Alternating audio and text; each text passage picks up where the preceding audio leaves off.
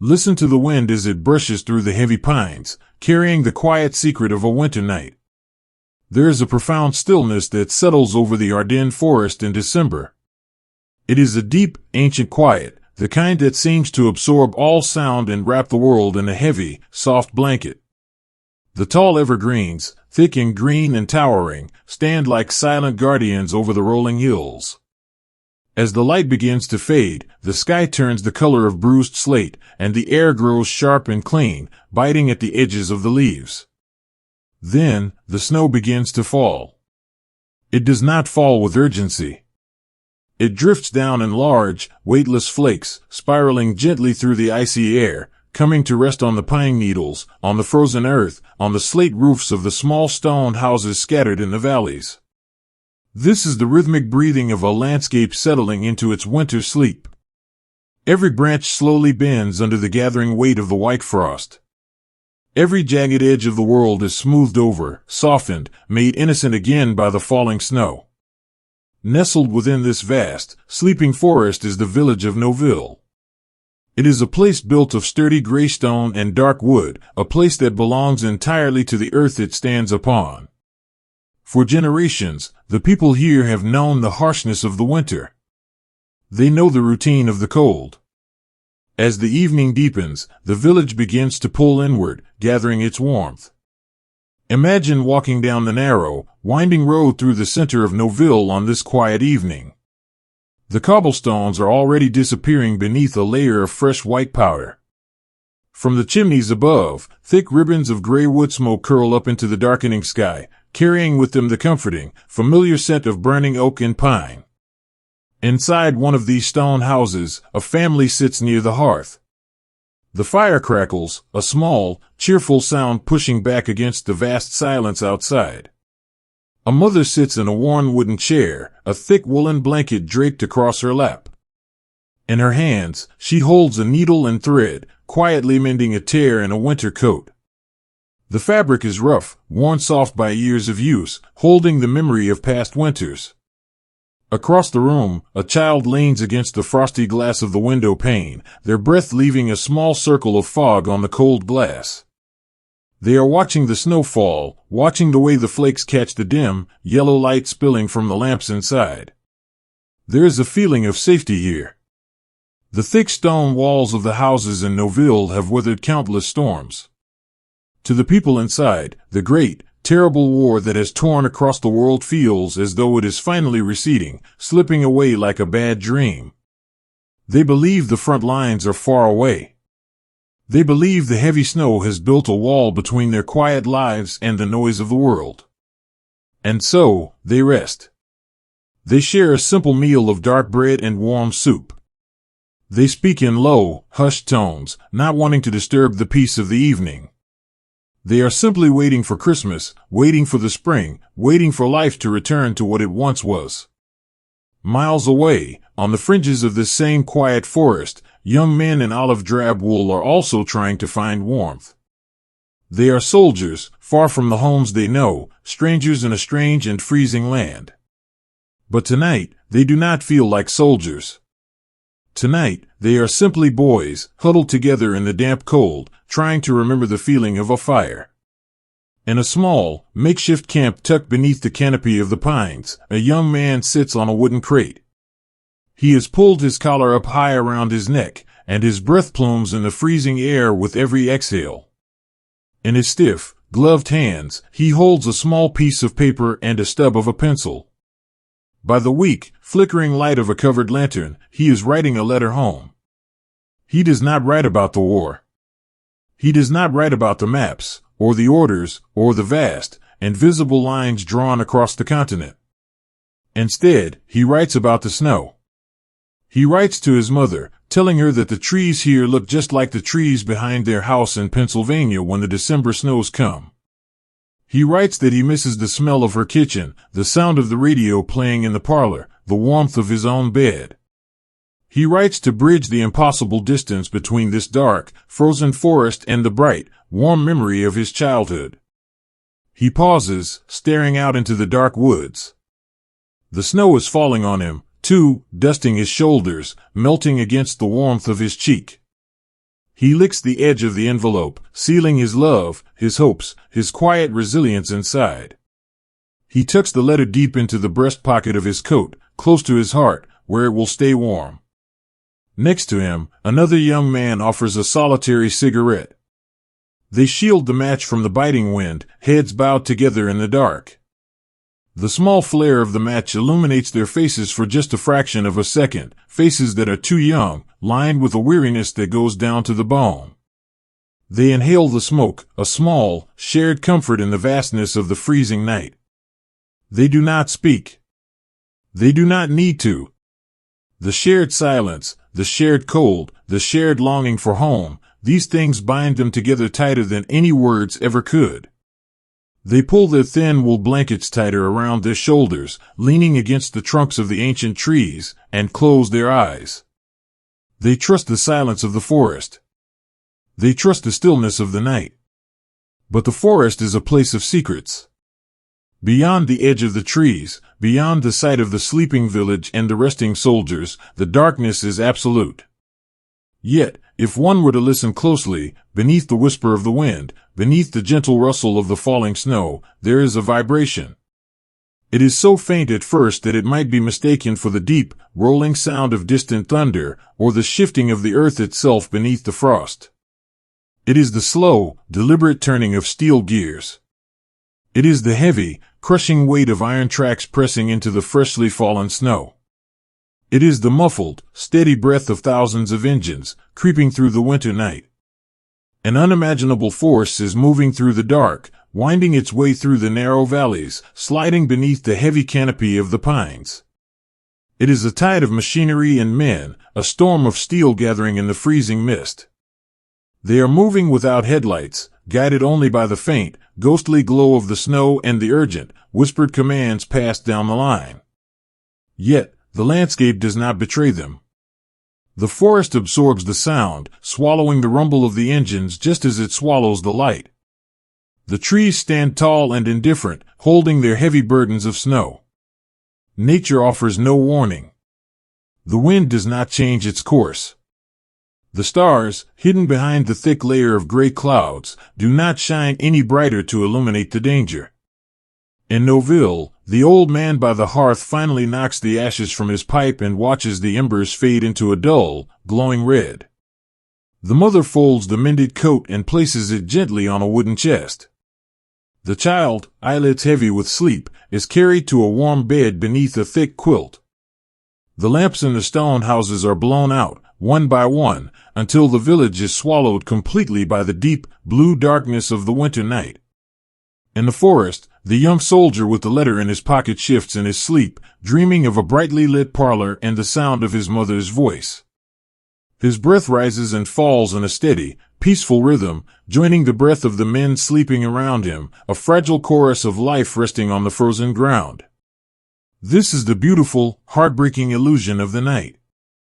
The world appears to be at peace. The snow continues its gentle descent, a veil of pure white falling over the earth, covering the roads, hiding the paths, softening the hard edges of reality. Everything is perfectly still. Everything is perfectly quiet. It is a moment suspended in time. A fragile, delicate piece resting on the edge of a knife. The trees, the stone houses, the sleeping families, and the dreaming boys, they are all caught in this singular, fleeting breath of calm. They do not know what the morning will bring. They do not know that the world they understand is about to be fractured. For now, the wind whispers through the branches, a soft, soothing lullaby. The snow falls. The earth sleeps. And the deep, quiet forest of the Ardennes takes one last, peaceful breath, holding it gently in the freezing dark, waiting for the dawn. Through the frosted pane of a parlor window, the war did not look like a grand history, it simply looked like tired men dragging heavy boots through the endless snow. In the quiet village of Noville, the afternoon light was already beginning to surrender to the long, deep blue of the winter evening. Inside a sturdy house built of thick gray stone, a young child stood on the tips of his toes, peering out into the fading day. He used the sleeve of his woolen sweater to wipe away the condensation that had gathered on the cold glass, leaving a small, clear circle to view the world outside. The street, usually empty and silent save for the occasional gust of wind scattering the dry snow, was now stirring with a slow, mechanical rhythm. Out of the white mist, shapes began to form.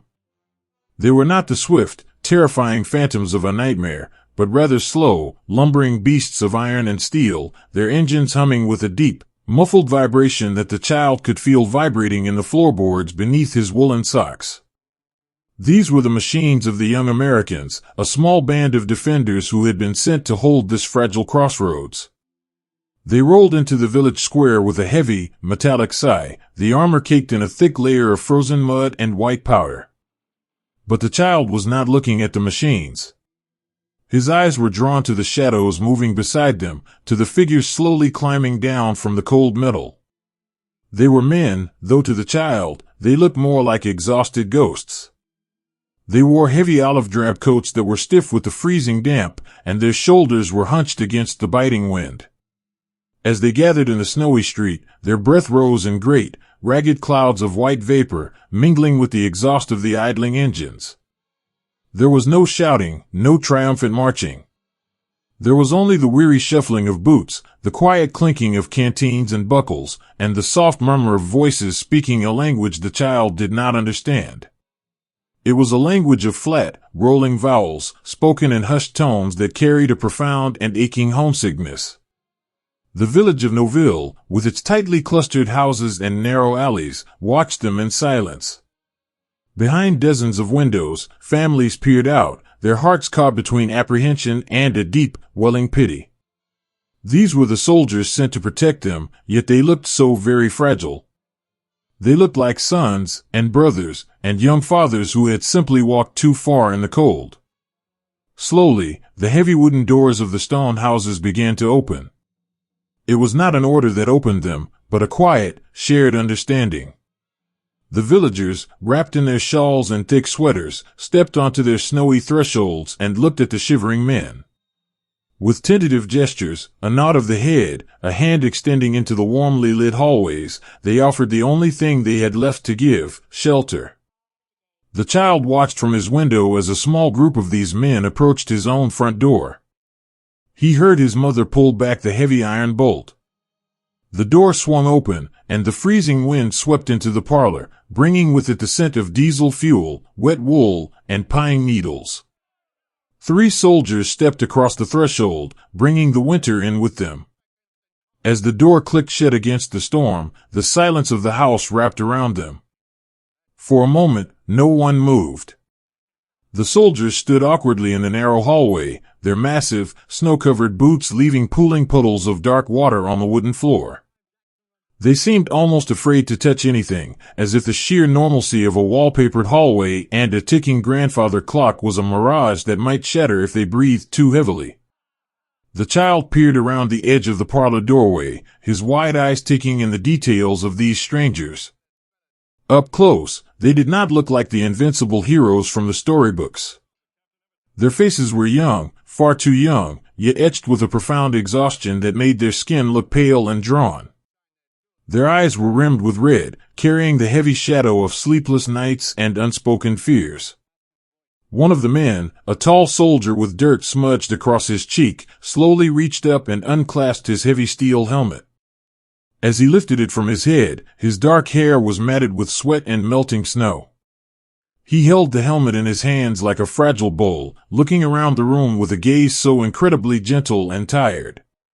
The child's mother, her face soft with a quiet, maternal grief, motioned toward the hearth in the parlor. She did not speak English, and they did not speak French, but the language of a warm fire is universal.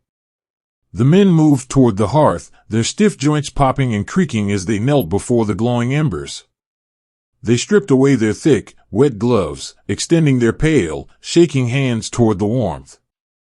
The child watched as the tall soldier closed his eyes, his shoulders dropping a fraction of an inch as the heat finally began to chase the bitter chill from his bones. It was a small, private moment of surrender, a tiny release of the tension they had carried for miles. They began to unpack their lives into this borrowed space. It was a quiet, methodical process. Canvas bags were lowered to the floor with a soft thud.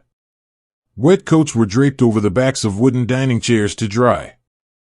A rifle, heavy and cold, was carefully leaned against the stone wall in the corner, looking deeply out of place next to a porcelain vase of dried winter flowers. From deep within his pockets, another soldier pulled out a small, silver tin. He fumbled with the lid, his fingers still numb, and finally offered its contents to his companions. It was a meager ration, a few squares of hard chocolate and a crumbling biscuit, but they divided it with the quiet reverence of a sacrament. The child stepped a little further into the room, his curiosity finally overcoming his shyness. The tall soldier, sitting cross-legged on the braided rug near the fire, noticed the movement. He turned his head slowly, his tired eyes meeting the bright, inquisitive gaze of the boy. For a long moment, they simply looked at one another. The space between them held the entire weight of the world, the vast ocean the soldier had crossed, the war that was tearing the continent apart, the terrifying uncertainty of the night to come. Yet, in that small parlor, bathed in the amber glow of the firelight, all of that fell away. The soldier reached into the breast pocket of his uniform. His movements were slow, deliberate. He pulled out a small, dog-eared piece of paper. It was a photograph. With a gentle, almost imperceptible smile, he held it out for the child to see. The boy took a step closer and looked at the image. It was black and white, creased down the middle from being folded and unfolded 1,000 times. It showed a woman standing on the porch of a wooden house, her arms wrapped around a little girl with bright ribbons in her hair. There was a dog sitting at their feet. It was a picture of a world completely untouched by the frost and the fear of the Ardennes.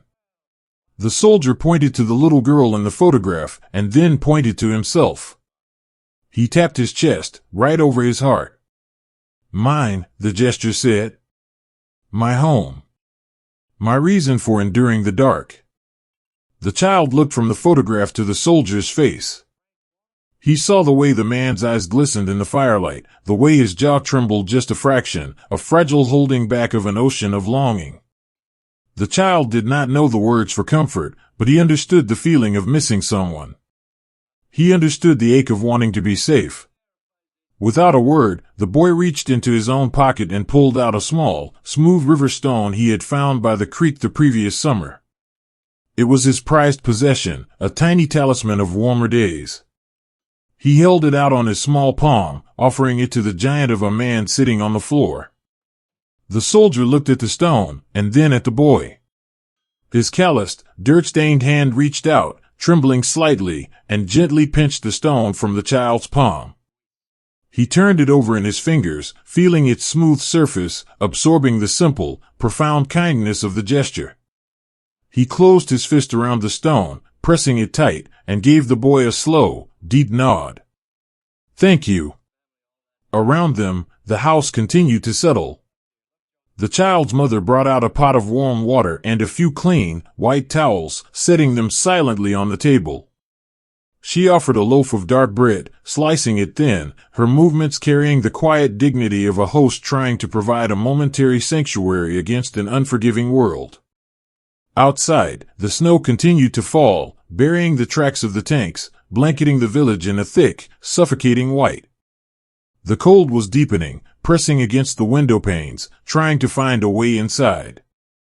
The night was vast, and the forest beyond the village was holding its breath, harboring secrets that none of them wished to know. But inside this room, and inside dozens of rooms just like it across Noville, there was a temporary truce with the war. The soldiers, these weary young shadows who had arrived in the doorway, were no longer just shapes in the mist. They were breathing, feeling souls, sharing a hearth with strangers who had suddenly become their caretakers. They leaned back against the legs of the chairs, the warmth of the fire slowly thawing the ice in their clothes and the fear in their chests. They listened to the ticking of the grandfather clock. They listened to the soft hum of the mother as she cleared the table. They listened to the deep, steady breathing of their brothers in arms as sleep finally began to pull them down into a merciful darkness. In this quiet hour, beneath the heavy beams of the stone house, there were no battle lines. There was no impending storm. There was only the gentle flicker of a candle casting long, soft shadows against the wall. There was the smell of damp wool drying by the fire, the taste of shared bread, and the comforting weight of a small river stone resting in the pocket of a young man far from home. It was a delicate, beautiful pause. A moment of grace carefully folded into the pocket of the night, holding them all in a warm, quiet embrace, before the morning could come and break the stillness. There is a kind of blindness that comes not from the dark, but from an overwhelming, suffocating white. Sometime before dawn, the sky did not lighten, it simply descended to the earth. It crept through the Ardennes forest not as weather, but as a heavy, living breath, a thick and silent sea of mist that swallowed the pines, erased the hills, and finally poured into the narrow streets of Noville. It was a fog so dense, so absolute, that the soldiers simply called it the white darkness. Imagine standing in a place you have known your entire life, only to find that it has vanished. The familiar stone walls, the wooden fences, the steeple of the church, all of it wiped away by a pale, damp sponge. For the villagers of Noville, stepping out of their front doors became an act of faith.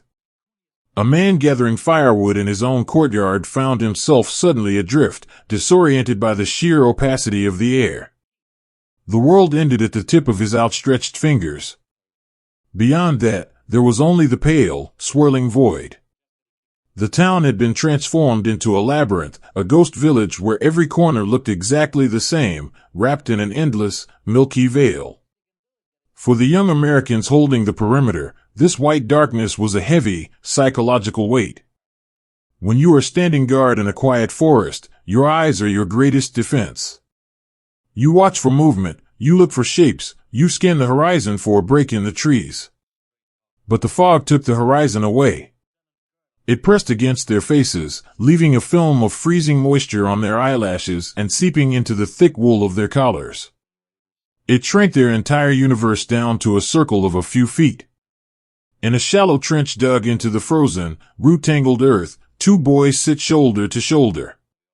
They are so close they can feel the shivering of the other's body, yet, when they look straight ahead, they feel entirely, desperately alone.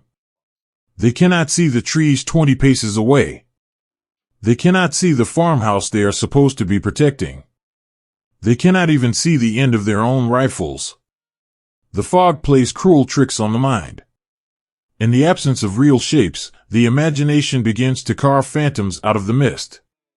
A shifting pocket of gray air suddenly looks like a man walking forward. The swaying branch of a hidden pine tree becomes a menacing silhouette. The boys blink, rubbing their tired, stinging eyes with the backs of their icy gloves, trying to force the world to come back into focus. But the mist only swirls, indifferent to their pleading stares, holding its secrets tight. When the eyes are rendered useless, the ears take over, straining to carry the burden of survival. The fog seemed to muffle the world, blanketing the usual sounds of the forest, yet it also played strange, echoing tricks with every noise that did break the silence. The distant, lonely snap of a frozen twig sounded like a gunshot echoing in an empty hall. The rustle of a dry leaf skittering across the snow made hearts race and hands grip cold steel a little tighter. Every sound was magnified, yet impossible to locate. Somewhere in this pale maze, a young man is walking. He is a runner, tasked with carrying a message between two isolated posts. He does not use a map is useless here. Instead, his heavily gloved hand slides along a thin, black communication wire strung through the frosted bushes. This delicate thread of wire is his only tether to reality, his only guide rope through the white abyss. He walks slowly, placing one foot carefully in front of the other, listening to the soft, rhythmic crunch of his own boots in the snow. The fog clings to him, a damp, ghostly embrace. He feels as though he is moving underwater, walking across the bottom of a pale, silent ocean. He hums a quiet tune to himself, a song from a summer dance back home, just to hear a human voice. He hums to remind himself that he is still there, that he has not evaporated into the mist like the trees and the stones around him. When he finally reaches the end of the wire, a shape slowly materializes out of the fog. First, it is just a darker shade of gray, then a blur of olive drab, and finally, a tired face beneath a heavy helmet. The relief that washes over both men is profound. They do not exchange a formal greeting. They simply lean closer, their shoulders almost touching, and whisper. In the white darkness, everyone whispers. It is as if they are afraid to wake the fog, afraid that a loud voice might shatter the fragile, suspended reality they are trapped in. They share a canteen of freezing water, passing it back and forth in the mist, a quiet communion of shared endurance. Because they could not look outward, the men were forced to look inward. The fog built walls around them, isolating them in small pockets of shared warmth and private fears. In these quiet, blind hours, the mind travels across oceans. A young medic, sitting with his back against the stone wall of a blind alley, closes his eyes. It doesn't matter if they are open or closed anyway, the view is the exact same shade of pale gray. Behind his eyelids, he escapes the freezing damp. He is sitting on a porch in the late afternoon sun, a dog resting its heavy head on his knee. He can smell the warm dust of a dirt road and hear the clinking of ice in a glass pitcher. He stays there, in that warm, golden memory, for as long as he can hold it. He wraps it around himself like a blanket, protecting his spirit from the creeping, seeping cold of the Ardennes mist. Inside the village, the civilians feel the weight of the fog pressing against their windows. The glass panes are coated in a thick layer of white frost on the outside, and dripping with condensation on the inside. The natural rhythm of the day has been destroyed. There is no morning sun to tell them it is time to wake, no evening dusk to tell them it is time to rest. There is only a perpetual, glowing twilight. A woman walks carefully to the village well, a bucket swinging lightly from her frozen hand. She has walked this path 10,000 times, yet today, she counts her steps. 1, 2, 3, 4. She reaches out her free hand, feeling for the rough bark of the old oak tree that marks the corner of the square. When her fingers brush against the freezing, textured wood, she lets out a small breath of relief. She is not lost. She finds the stone lip of the well by memory alone. As she lowers the bucket, the splash of the water echoes strangely in the thick air, a lonely, hollow sound that is immediately swallowed by the white. There is a strange, terrible beauty to it all. The fog turns the harsh, jagged realities of winter into soft, blurred watercolor paintings. The sharp edges of fear are temporarily dulled by the sheer exhaustion of trying to see. The world becomes a series of intimate, isolated vignettes. A shared match striking in a cup of hands, the sudden flare illuminating two tired faces before instantly vanishing back into the gray. A piece of hard candy, broken in half with a pocket knife and shared between boys who cannot see the sky. A quiet sigh that turns into a cloud of white vapor, joining the mist around them. They are suspended in time, caught in a frozen breath. The village of Noville is no longer a place on a map. It is an island floating in the clouds, entirely disconnected from the rest of the earth. And so, they wait. The soldiers in their shallow holes, the families behind their frosted glass, the runner clutching his thin black wire. They sit in the hushed, whispering labyrinth, feeling the heavy, damp weight of the fog settling onto their shoulders. They listen to the silence, praying it remains unbroken, while hoping, deep in the quietest corners of their hearts, for a simple breeze to come and blow the white darkness away. In the deep, bruised hollow of the winter night, the loudest sound is the fragile scratching of a dull pencil against a thin sheet of paper. Listen closely, beneath the soft sigh of the wind and the settling of the frost. It is a tiny, rhythmic sound, sweeping back and forth, careful and deliberate. In the damp cellars of the stone houses, in the drafty lofts of old wooden barns, and in the shallow, frozen scrapes dug into the floor of the forest, the boys of Noville are awake. They are sitting in the heavy, woolen dark, huddled around the weak, flickering amber glow of single candles shielded by rusted tin cans. They are writing. This is the eve of contact. It is the long, suspended breath before the world changes. And in this quiet, sacred space of waiting, the mind does not dwell on the iron or the steel that is waiting out there in the white mist. Instead, the mind travels home.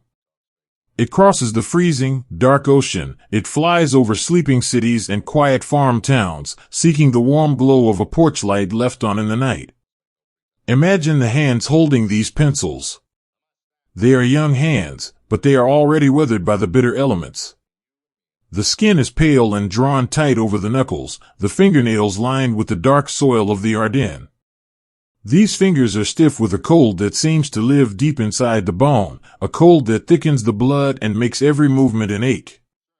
Yet, they hold their small, stubby pencils with an incredible, tender reverence. They press the lead to the fragile paper as if they are touching the cheek of someone they love. What do you write when the world around you is wrapped in freezing uncertainty? You do not write of the fear. You do not write of the vast, terrifying emptiness of the fog, or the low, rumbling sounds that occasionally drift through the trees. No, you write to build a shelter. You write to weave a blanket of comforting words to wrap around the people who are waiting for you, far away. In the corner of a dimly lit root cellar, a young man leans his back against the rough, damp stone. He rests a small, battered notebook on his bent knee. He is writing to his mother. He stares at the blank page for a long time, watching the way the candlelight dances across the blue lines, before he finally begins to move the pencil. He writes that he is fine. He writes that he is warm enough, that they have plenty of thick blankets, that the food is not so bad.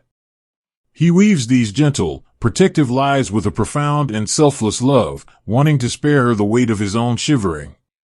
He changes the subject quickly, asking her about the dog. He asks if the snow has fallen in their yard yet, and if the old oak tree in the front still catches the wind the way it used to. He tells her that he can almost smell the cinnamon and apples baking in her kitchen oven, a memory so vivid and sweet that it momentarily chases the scent of damp wool and pine needles from his mind. He writes these things because, by putting them on paper, he brings them into the cellar with him. For a few fleeting moments, he is no longer a weary soldier waiting in the dark. He is just a boy, sitting at his kitchen table, watching the snow fall outside a familiar window, safe and cherished. Across the room, another boy sits cross-legged on a pile of dry straw. He is writing to his young wife. The pencil moves slower for him, lingering on the loops and curves of her name. He doesn't know how to explain the vastness of the distance between them, so he simply writes about the future. He writes about the garden they will plant when the spring finally comes.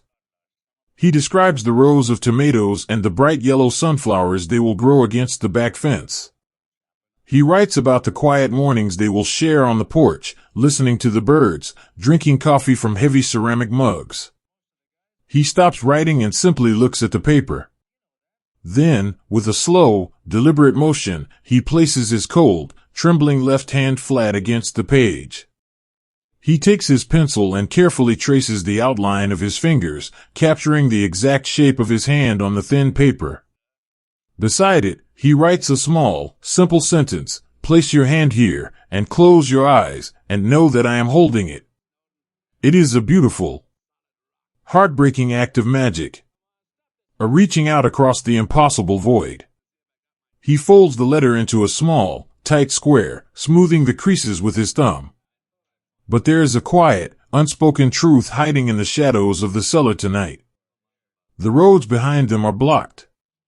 The village is surrounded by the snow and the mist. The mail trucks are not moving, and the canvas bags of the postmen are empty.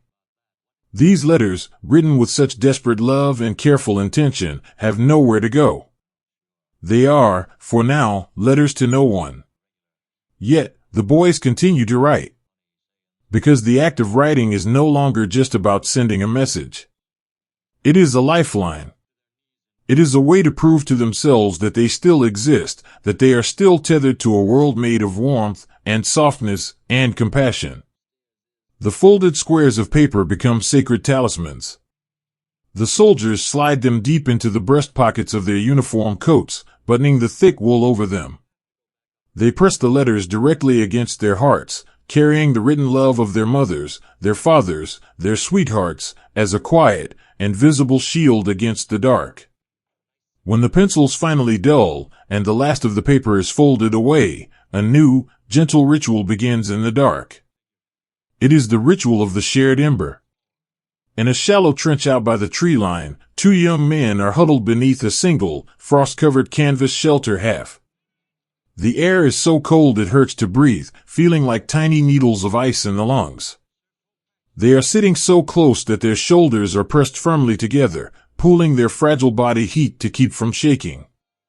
One of the boys reaches into his pocket with numb, clumsy fingers and pulls out a single, slightly bent cigarette. It is his last one. He does not keep it for himself. He places it between his lips and then fumbles for a match. The other boy instantly raises his hands, cupping them around the first boy's face to create a small, fleshy windbreak. The match strikes. There is a sudden, sharp hiss of sulfur, and a tiny, brilliant flare of yellow light blossoms between their hands. For one brief, illuminating second, the darkness is pushed back. The golden light washes over their faces, revealing the raw, wind-chapped skin, the dark circles of exhaustion beneath their eyes, and the sheer, innocent youth of their features. They look at each other in the glow of the match, their eyes meeting in a moment of profound, silent understanding. The cigarette catches fire. The match is quickly blown out, plunging them back into the heavy blue darkness. But now, there is a tiny, glowing red cherry hovering in the cold air. The first boy takes a deep, slow drag, letting the warm smoke fill his chest, a small, soothing comfort against the freezing damp. Then, without a word, he passes the cigarette to the boy beside him. The second boy takes it, his fingers brushing against his companion's frozen knuckles. He inhales the warmth, the brief, intoxicating relief, and sighs a soft cloud of smoke into the mist. They pass the glowing ember back and forth in the dark, a quiet pendulum of shared comfort. They do not speak. The silence of the forest is too vast, too heavy for words. But in the passing of that small, fragile light, a profound conversation is taking place. They are strangers, really. Only a few months ago, one was repairing radios in a dusty shop in the Midwest, and the other was carrying groceries up the stairs of a brick building in the city. They do not know the names of each other's sisters, or the streets they grew up on, or the songs they like to sing. But tonight, in the frozen earth of Noville, those things do not matter. Tonight, they share the exact same breath. They share the exact same fear, the exact same cold, and the exact same desperate longing for the dawn. As the cigarette is passed, the boundary between them dissolves. The boy from the city would give the boy from the Midwest his last pair of dry socks. He would share his last drop of water. He would stand between him and the creeping shadows of the forest. They are bound together by a quiet, unbreakable vow forged in the crucible of the cold. They have become brothers, stitched together by the deep, enduring resilience of the human spirit. They sit there together, shoulder to shoulder, as the tiny red ember finally fades into nothing, leaving only the scent of tobacco hanging sweetly in the freezing air. All across the village, the candles in the tin cans are gently blown out, one by one. The scratching of the pencils has ceased. The letters rest safely in the pockets over their hearts, beating softly with the rhythm of their breathing. The boys lean their heads back against the stone walls, against the wooden beams, against the frozen dirt, and they close their eyes. They pull their collars high around their ears and sink down into the quiet sanctuary of sleep. They dream of front porches, and baking apples, and the warm, golden sun on a summer afternoon. They wrap themselves in these beautiful, gentle memories, letting the love they have remembered be their blanket against the frost. The wind continues to whisper through the heavy pines outside. The mist swirls through the empty, cobbled streets. The world remains suspended, caught in the long, dark holding pattern of the winter night. But in the cellars and the trenches, there is peace. There is the slow, steady rise and fall of chests, the quiet, comforting presence of a brother sitting right beside you, and the warm, invisible embrace of a letter folded close to the heart. They are resting. They are dreaming. They are simply waiting, beautifully and quietly human, for whatever the morning will bring. Long before the eyes could see the danger, the earth itself began to whisper its warning. The morning did not arrive in the Ardennes with a sudden burst of golden light. Instead, it crept in as a slow, subtle thinning of the dark, a gentle shift from the deep indigo of night to a pale, misty gray. The fog still clung tightly to the village of Noville and the surrounding pine forests, a thick, woolen blanket that kept the world hidden and hushed. The snow, which had fallen softly through the darkest hours, now lay in a pristine, undisturbed layer over the cobblestones, the rooftops, and the quiet, frozen fields. Everything was perfectly still. It was the kind of deep, winter silence where you could almost hear the frost forming on the edges of the leaves. In the shallow, snow-dusted trenches dug along the perimeter of the town, the young men stood their watch. They were wrapped in their heavy coats, their scarves pulled up high over their noses, their breath rising in slow, rhythmic plumes of white vapor. They were tired, an exhaustion that settled deep into the marrow of their bones, but they were awake. They watched the gray wall of the mist, looking for shapes, listening for sounds, waiting for the invisible sun to rise. And then, it began. It was not a sound, not at first. It was a feeling. A young soldier, leaning against the frozen dirt wall of his foxhole, felt a strange, subtle shift beneath him. He looked down at his boots. They were heavy, caked in white powder and stiff with the cold. But beneath the thick leather soles, beneath the layer of packed snow, the ground was waking up. It was a deep, subterranean thrum. A vibration that seemed to travel through the very roots of the ancient trees, passing through the bedrock, and rising up into the arches of his feet. He did not shout. He did not raise an alarm.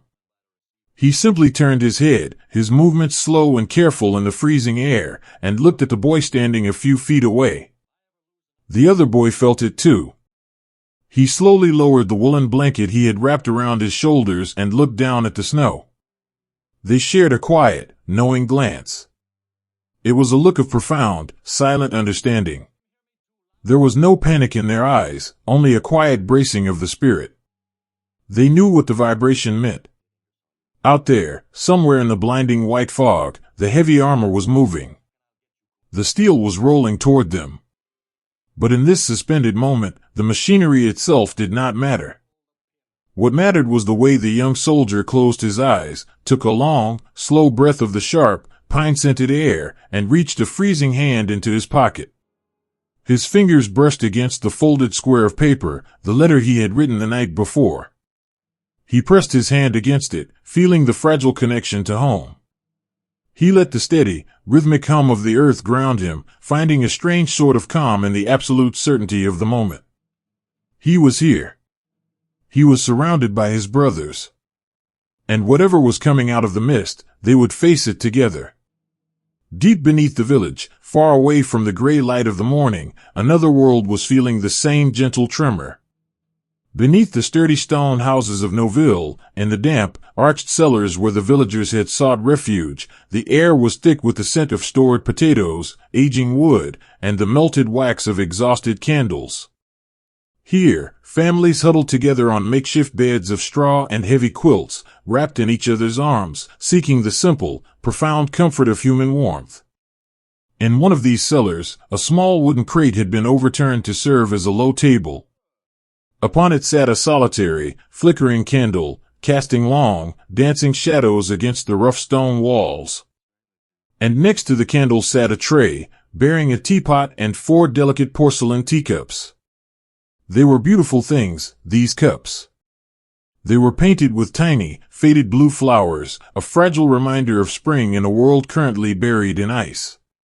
They had belonged to the family for generations, brought out only for Sunday afternoons and special occasions.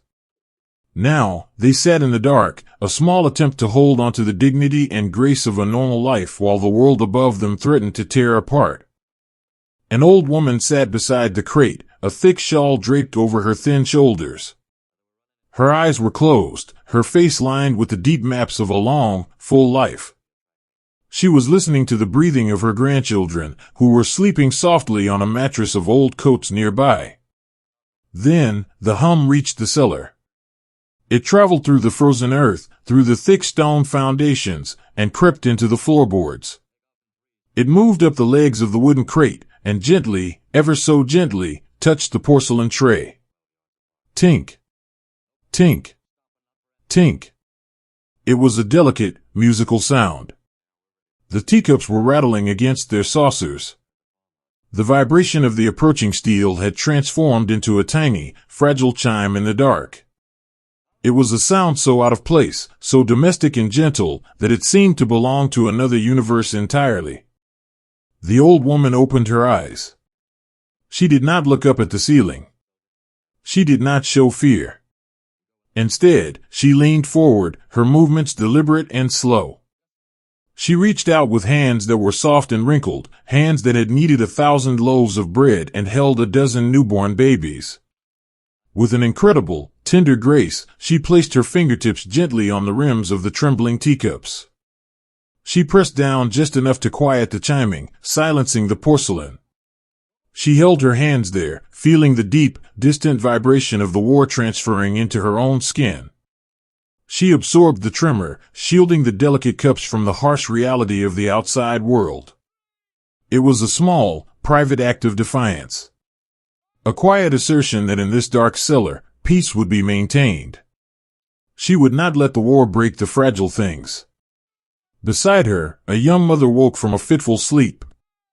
She saw the old woman's hands resting on the teacups, and she heard the low, distant rumble echoing through the stones. She pulled her sleeping child closer to her chest, resting her chin on the boy's soft hair. The child stirred, letting out a small, contented sigh, completely unaware of the heavy iron tracks pressing into the snow miles away. The mother looked at the grandmother, and the older woman offered a soft, reassuring smile in the candlelight. "Hush," the smile seemed to say. "We are still here. We are together. The stone is thick, and the heart is stronger than the steel." Above ground, the vibration was growing. It was no longer just a feeling in the soles of the boots, it was becoming a sound. It was a low, mechanical growl, muffled by the heavy mist and the thick snow, sounding like a slumbering giant slowly waking in the forest. It lacked the sudden, sharp shock of violence. Instead, it was a steady, inevitable pressure, a heavy weight pushing against the silence of the morning. The soldiers in the trenches did not retreat. They leaned into the cold, their shoulders touching. One boy reached over and carefully brushed a layer of fresh snow off his friend's shoulder, a small, quiet gesture of care in the face of the unknown. They checked their equipment, not with frantic urgency, but with the slow, methodical reverence of men preparing for a long, difficult task. The clinking of a metal buckle, the soft slide of a bolt, the quiet scrape of a boot on the frozen dirt, these small, human sounds joined the low rumble of the approaching armor, creating a strange, solemn symphony in the mist. They looked out into the white darkness. They still could not see the machines. The fog remained an impenetrable curtain, a pale wall that refused to reveal what lay behind it. They could only feel the pulse of the earth, the slow, rhythmic beating of a mechanical heart drawing closer and closer to their quiet village. Yet, amidst the creeping tension, there was a profound resilience. The young boys in the snow and the families hiding in the dark cellars were united by this invisible hum. They were all holding their breath, waiting for the curtain to part. But they were not broken by the waiting. The grandmother kept her gentle fingers on the rims of the porcelain cups, maintaining the quiet of her underground sanctuary. The mother rocked her sleeping child, wrapping him in a cocoon of unyielding love. And the young soldiers stood tall in their shallow scrapes of earth, their hearts beating in time with the rumbling ground, finding their courage not in the weapons they held, but in the brother standing beside them. The steel was coming to test the silence. But the silence, the deep, human quiet of love, of duty, of small kindnesses and quiet endurance, was far more resilient than iron. As the gray light of the morning slowly expanded, the hum grew to a low roar. The mist began to swirl and eddy, pushed by the invisible displacement of the heavy machines. The world was on the very edge of a profound change. But in these final, lingering moments of anticipation, the people of Noville simply held onto each other. They listened to the trembling earth, they felt the vibration in their bones, and they faced the white mist with a quiet, beautiful dignity, ready to meet whatever stepped out of the fog. When the sky above turned to heavy iron and distant thunder, the earth beneath Noville became a sanctuary of whispers. Beneath the frozen cobblestones, beneath the snow-drifted thresholds and the heavy wooden doors of the village, a hidden world was taking a slow, collective breath. The cellars of these ancient stone houses, built generations ago to hold the harvest and shelter the wine, had now become the keepers of something far more precious. They held the fragile, beating heart of the town itself. To step down into the cellar was to leave the pale, biting winter behind. The stone steps, worn smooth in the center by decades of descending footsteps, led down into a quiet, earthy dusk. The air here was different. It was thick and damp, carrying the deep, comforting scent of turned soil, stored potatoes, and the sweet, dusty memory of autumn apples left in wooden crates. It was the smell of the earth enduring, a scent that spoke of seasons turning and life quietly waiting beneath the frost. In this subterranean world, the daylight could not reach. The windows, small and level with the street above, had been blocked with sandbags and heavy wool blankets to keep out the cold and the noise. The village had traded the vast, frightening expanse of the white fog for the intimate, enclosing darkness of the stone. And in the center of this darkness, resting on an overturned wooden barrel, was a single, flickering candle. It was a small thing, this candle. Just a modest pillar of yellow wax, its wick curled and glowing red at the tip. Yet, in the heavy gloom of the cellar, it was a sun. It cast a warm, golden halo that pushed back the damp shadows, illuminating a small circle of life.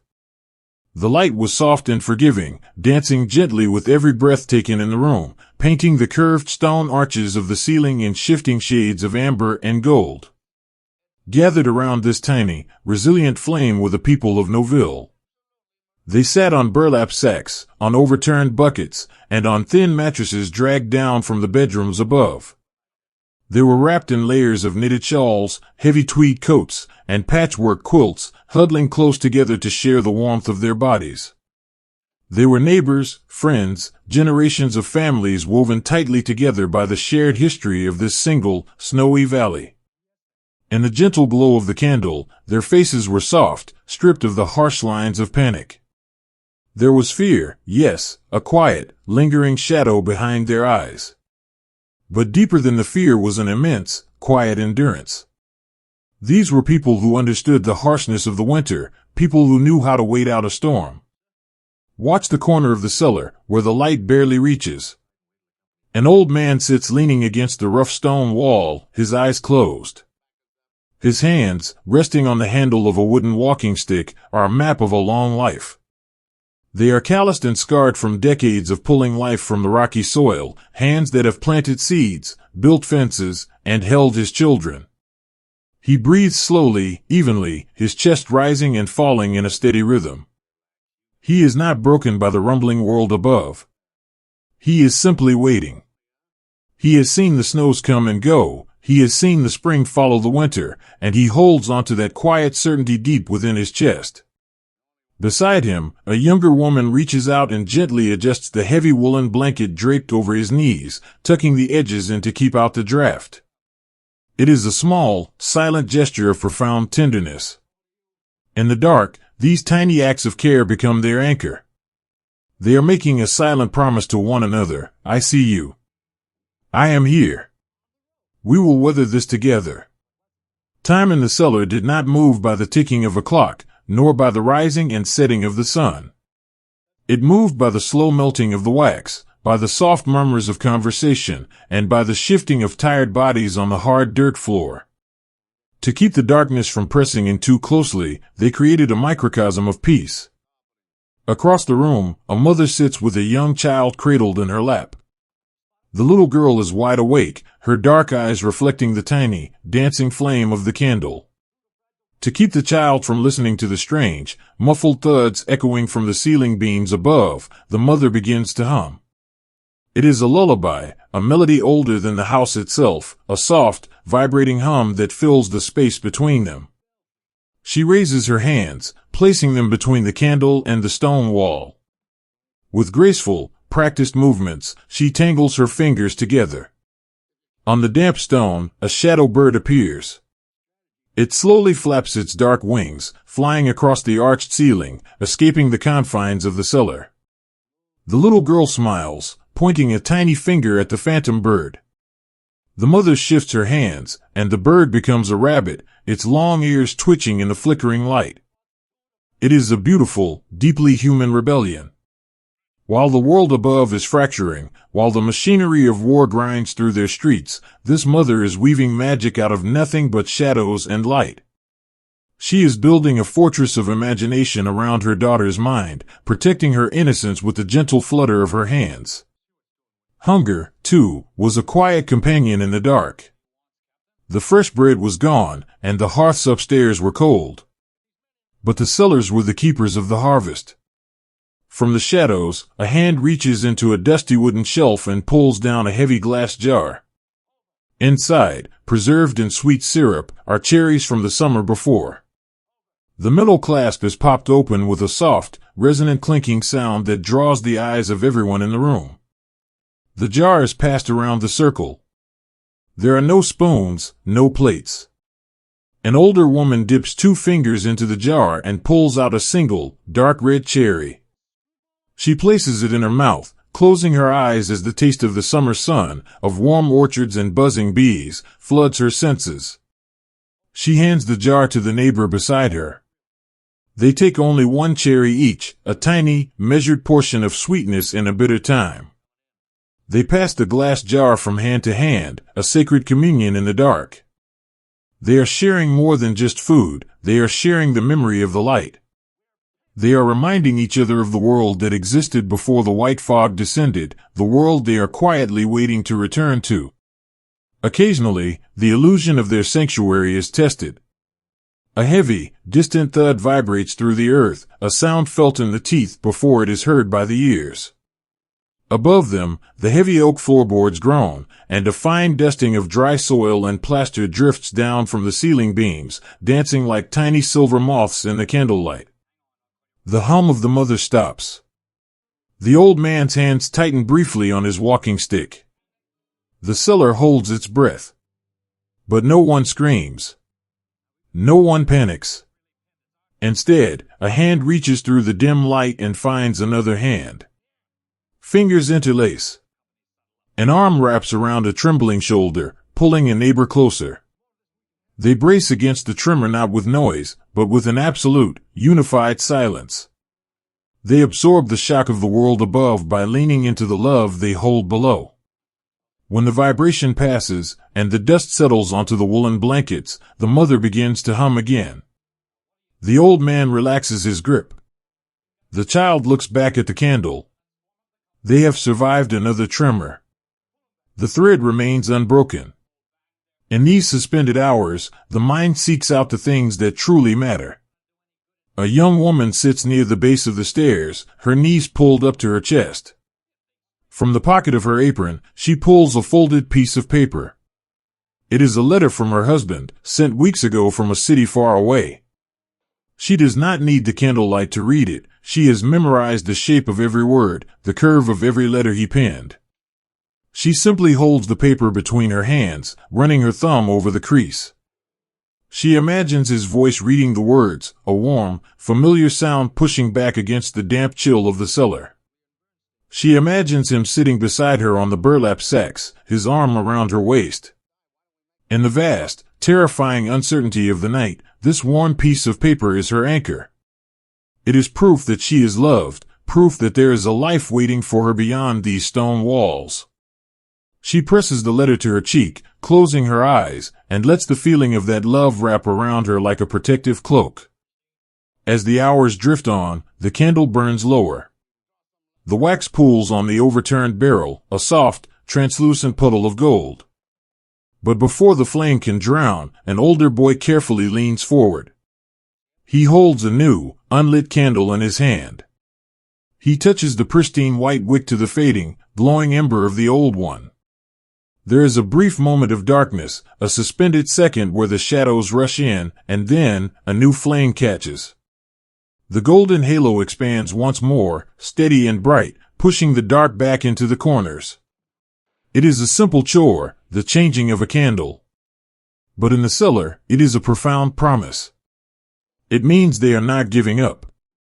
It means they will keep the light burning, passing the flame from 1 hour to the next, from one generation to the next, until the heavy doors above can finally be opened. The cellar is no longer just a room of stone and dirt. It has become a vessel, a fragile ship sailing through a sea of dark earth, carrying the souls of Noville safely through the storm. Listen to the quiet rustle of their breathing. Listen to the gentle hum of the lullaby, a sound that vibrates perfectly with the sleeping stones. Look at the way the warm light softens their tired faces, the way they lean against one another in complete and absolute trust. The world above may be fracturing, lost to the cold, the steel, and the white fog. But down here, in the damp and the dark, humanity is beautifully intact. They are holding the line, not with weapons or iron, but with a shared jar of cherries, a shadow puppet on a wall, and a hand held tightly in the gloom. They will keep the candle burning. They will rest their heads on each other's shoulders, and they will wait, with quiet, unyielding grace, for the morning to finally break the silence. In a world completely drained of all its color, the deepest, most beautiful red is the simple paint on a canvas bag, and the brightest white is a clean roll of cotton. The air in the forest of Noville has changed. The pristine, frozen mist of the morning has been woven with something heavier, a thick, lingering haze that smells of burned wood and deep winter earth. It is a ribbon of smoke that drifts lazily through the broken branches of the pine trees, wrapping the world in a quiet, gray veil. The loud sounds of the day have faded, replaced by a muffled, suspended hush. The snow falling now does not sparkle, it simply descends like ash, softening the jagged edges of a landscape that has been deeply bruised. If you look closely through this swirling curtain of gray, you will see a solitary figure moving slowly beneath the heavy trees.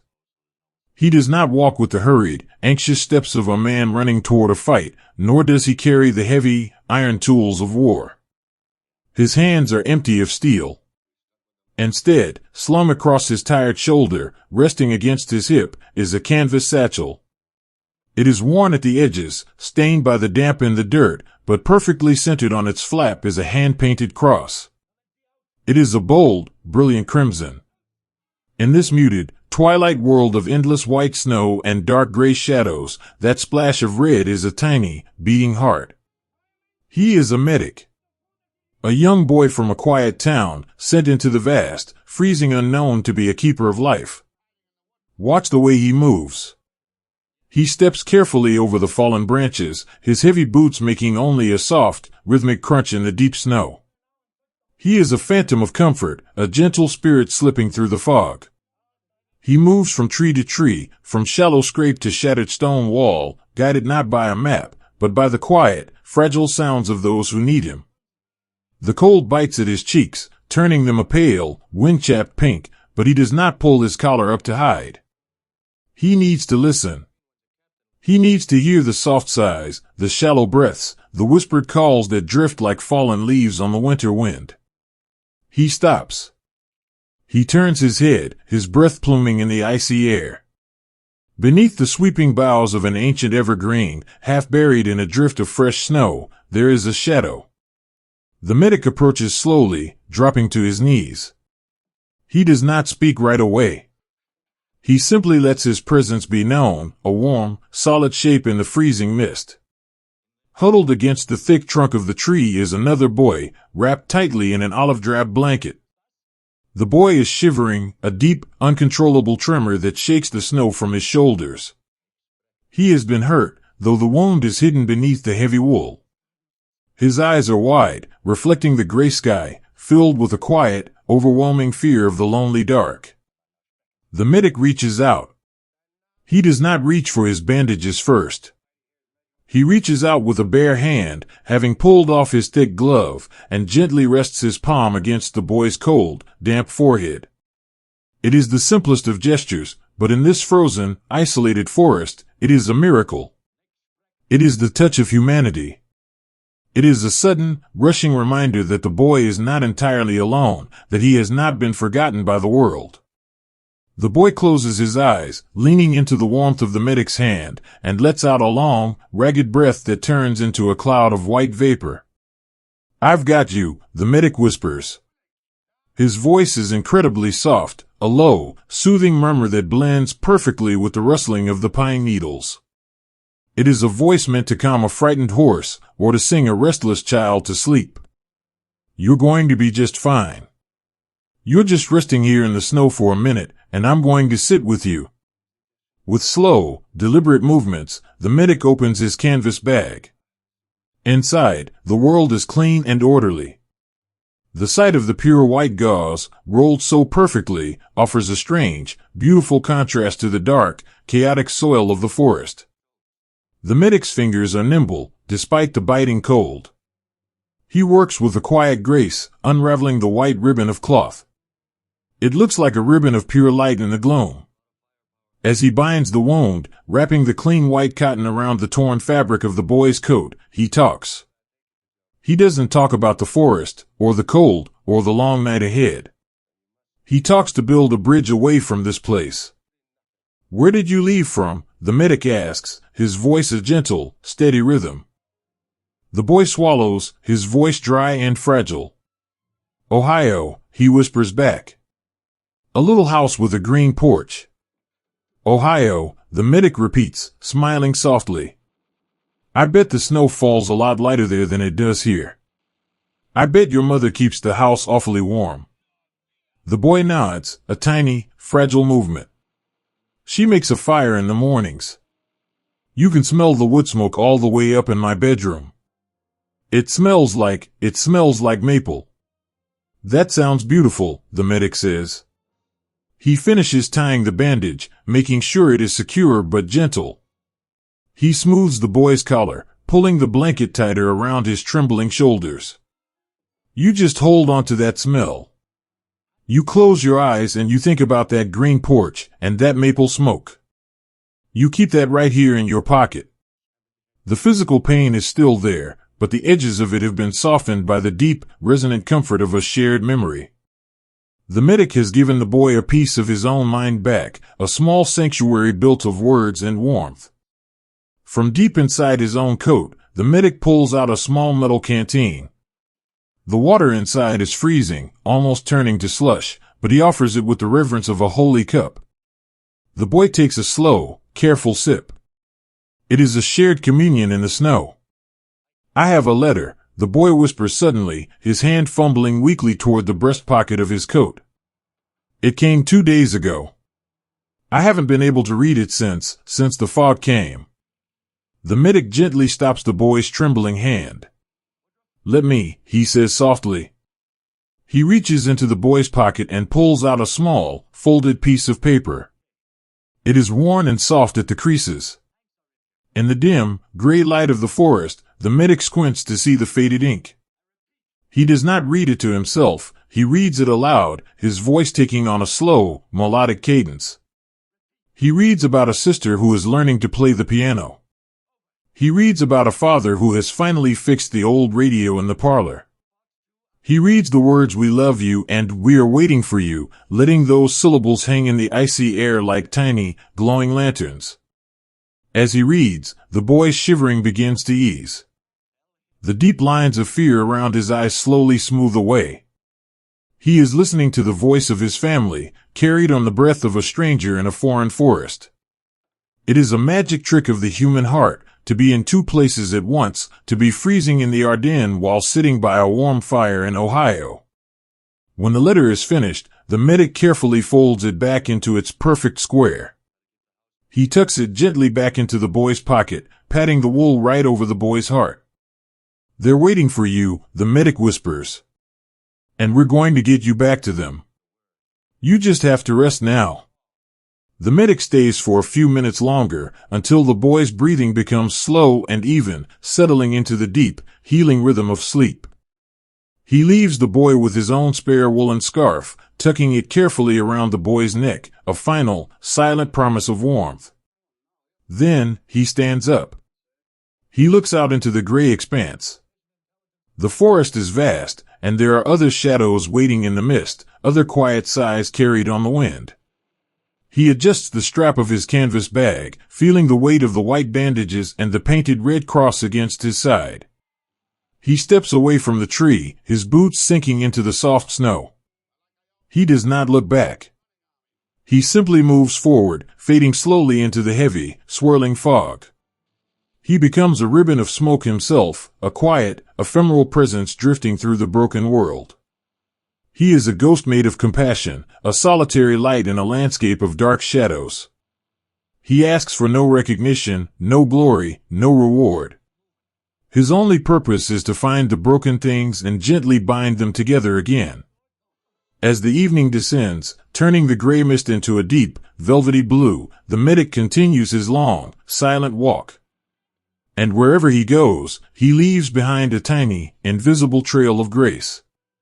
A calmed heart, a bandaged wound, a folded letter pressed close to a chest.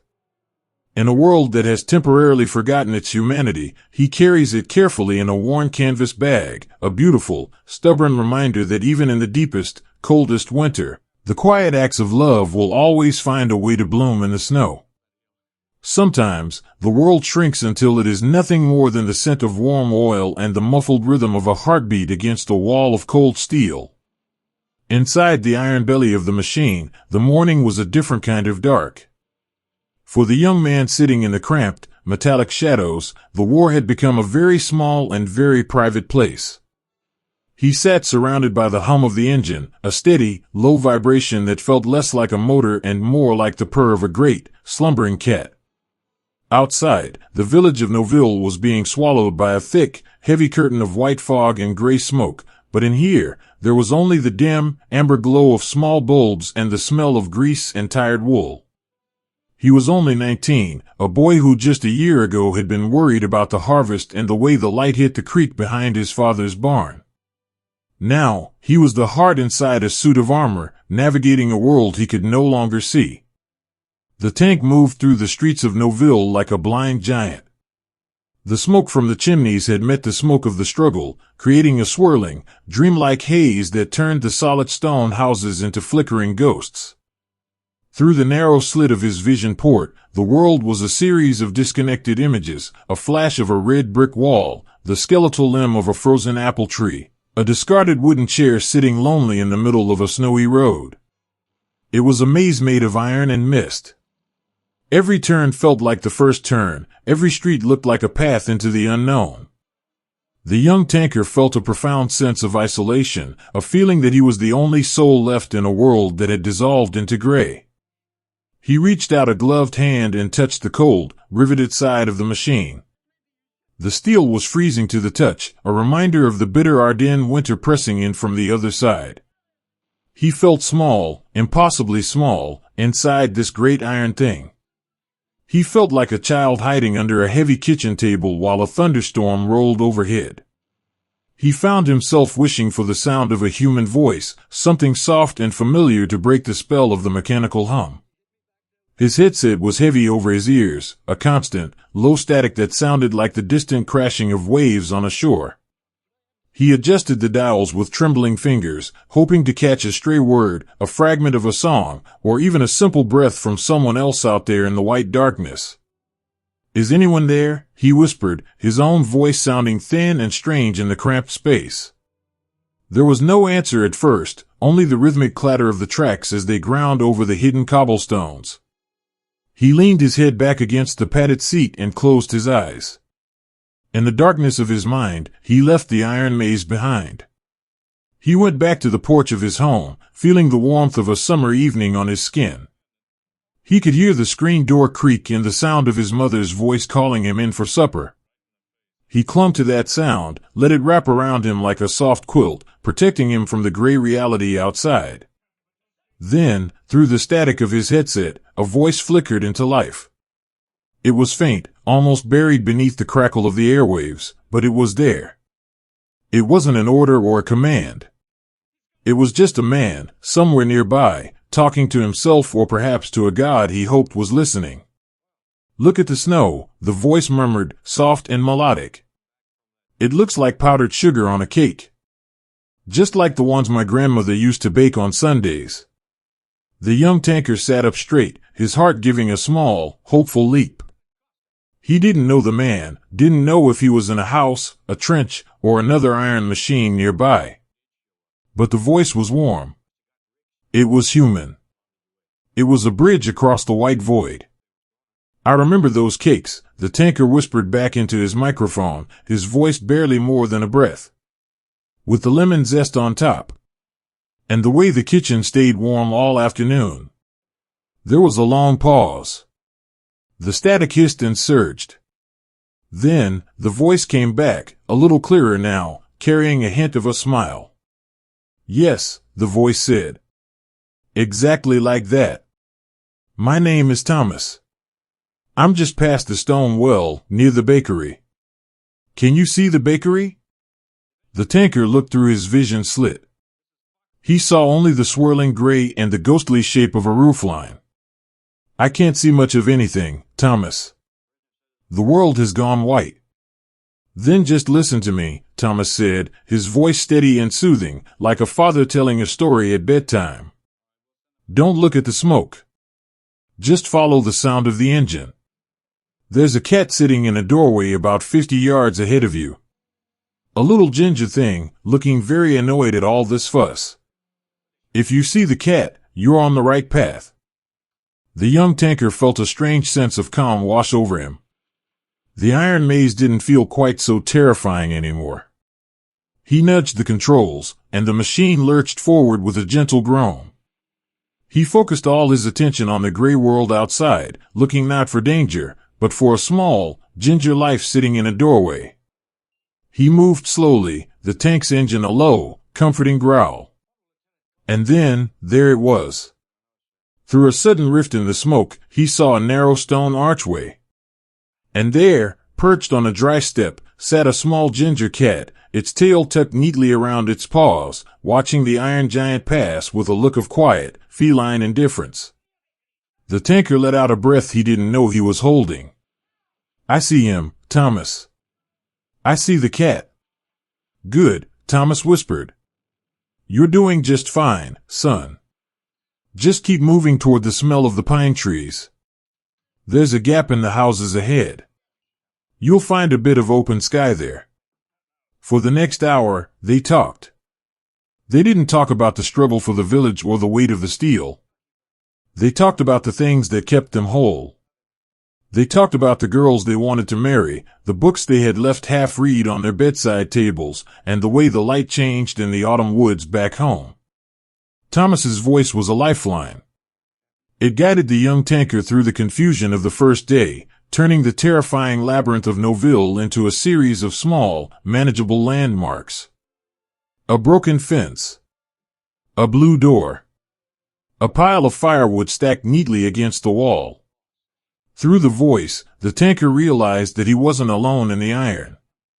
He was part of a quiet, invisible web of human souls, all of them reaching out through the smoke and the cold to find one another. He realized that the armor around him was just a shell, and that the real strength of the village lay in these whispered conversations, these small moments of shared memory that the fog could never touch. As the afternoon light began to fade into a deep, velvety blue, the smoke started to settle, clinging to the ground like a tired dog. The tanker reached the edge of the village, where the houses gave way to the open fields and the dark, silent wall of the forest. The radio crackled one last time. "I have to go now," Thomas said softly. "The night is coming, and I need to find some dry socks. But you're safe for now, tanker. You've made it through the maze." "Thank you, Thomas," the boy whispered. "For the cakes. And the cat." "Anytime," the voice replied, fading back into the static. "Sleep well when you can. The stars are going to come out tonight. I can feel it." The tanker sat in the quiet of his machine, listening to the engine tick as it cooled. He opened the heavy iron hatch above his head and stood up, breathing in the sharp, freezing air of the Ardennes. The world was blue and white and perfectly still. The smoke had cleared just enough to reveal a single, pale star hanging over the silhouette of the pines. He looked back at the village of Noville. From up here, the stone houses looked like toys scattered in the snow. He thought of the families in the cellars, the medics in the forest, and the men like Thomas, all of them tucked away in their own small corners of the night. He felt a deep, quiet resilience stirring in his chest. He was still 19. He was still cold. He was still far from home. But he was no longer lost. He had found his way through the iron maze, guided not by a map or compass, but by the simple, enduring warmth of a friendly voice. He sat on the edge of the hatch, his legs dangling into the warm, oily dark of the tank, and watched the snow begin to fall again. It was light and soft, drifting down like feathers, covering the tracks he had made, smoothing over the scars in the road. He reached into his pocket and pulled out a small, crumpled piece of chocolate he had been saving. He broke off a tiny corner and let it melt on his tongue, savoring the sweetness. It was a small thing, a tiny comfort, but in the vast, freezing silence of the night, it was enough. He closed his eyes and listened to the rhythmic breathing of the winter. He felt the weight of the letter in his pocket, the one he had written the night before, and he knew that as long as there were voices in the dark, as long as there were hands to reach out and stories to tell, the iron could never truly change who he was. The night deepened, wrapping Noville in a cloak of stars and shadows. The young tanker slipped back down into the belly of his machine, pulled a heavy wool blanket over his shoulders, and drifted into a slow, peaceful sleep, dreaming of lemon zest and ginger cats and the long, sun-drenched road that would eventually lead him home. Time, in the quiet corners of a stone room, is measured not by the sun, but by the steady, patient heartbeat of a wooden clock. Inside the makeshift aid station in the heart of Noville, the air is thick with a strange, heavy stillness. Outside, the world has become a chaotic tapestry of white fog and gray smoke, but here, within these thick limestone walls, the universe has shrunk to the size of a single candle's glow. It is a sanctuary of shadows, a place where the loud, clashing sounds of the struggle are muffled, turned into a distant, rhythmic thumping that sounds like a heart beating far underwater. If you were to step into this room, your eyes would take a moment to adjust to the dim, amber light. The windows are covered with heavy woolen blankets, pinned tightly to keep the freezing breath of the Ardennes from leaking inside.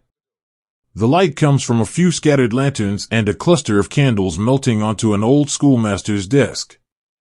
In this soft, flickering illumination, the world looks like a charcoal drawing, soft at the edges and deep in the center. In the middle of the room, moving with the grace of a sleepwalker, is the surgeon. He is a man who has become a ghost of himself. He hasn't slept in more days than he can count, and his uniform is stained with the dark, honest marks of his labor.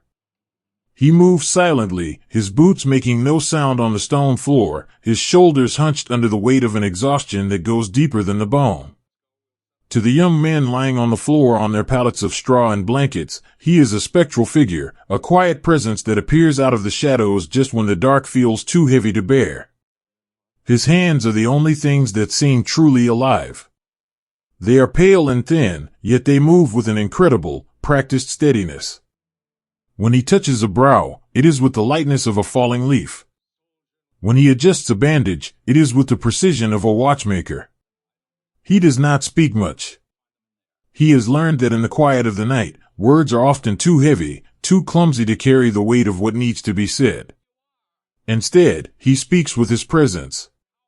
He speaks with the way he leans over a boy and lets his shadow fall protectively across him. In the corner of the room, there is a tall grandfather clock. It is an ancient piece of furniture, carved from dark oak, a relic of the peaceful life this house once knew.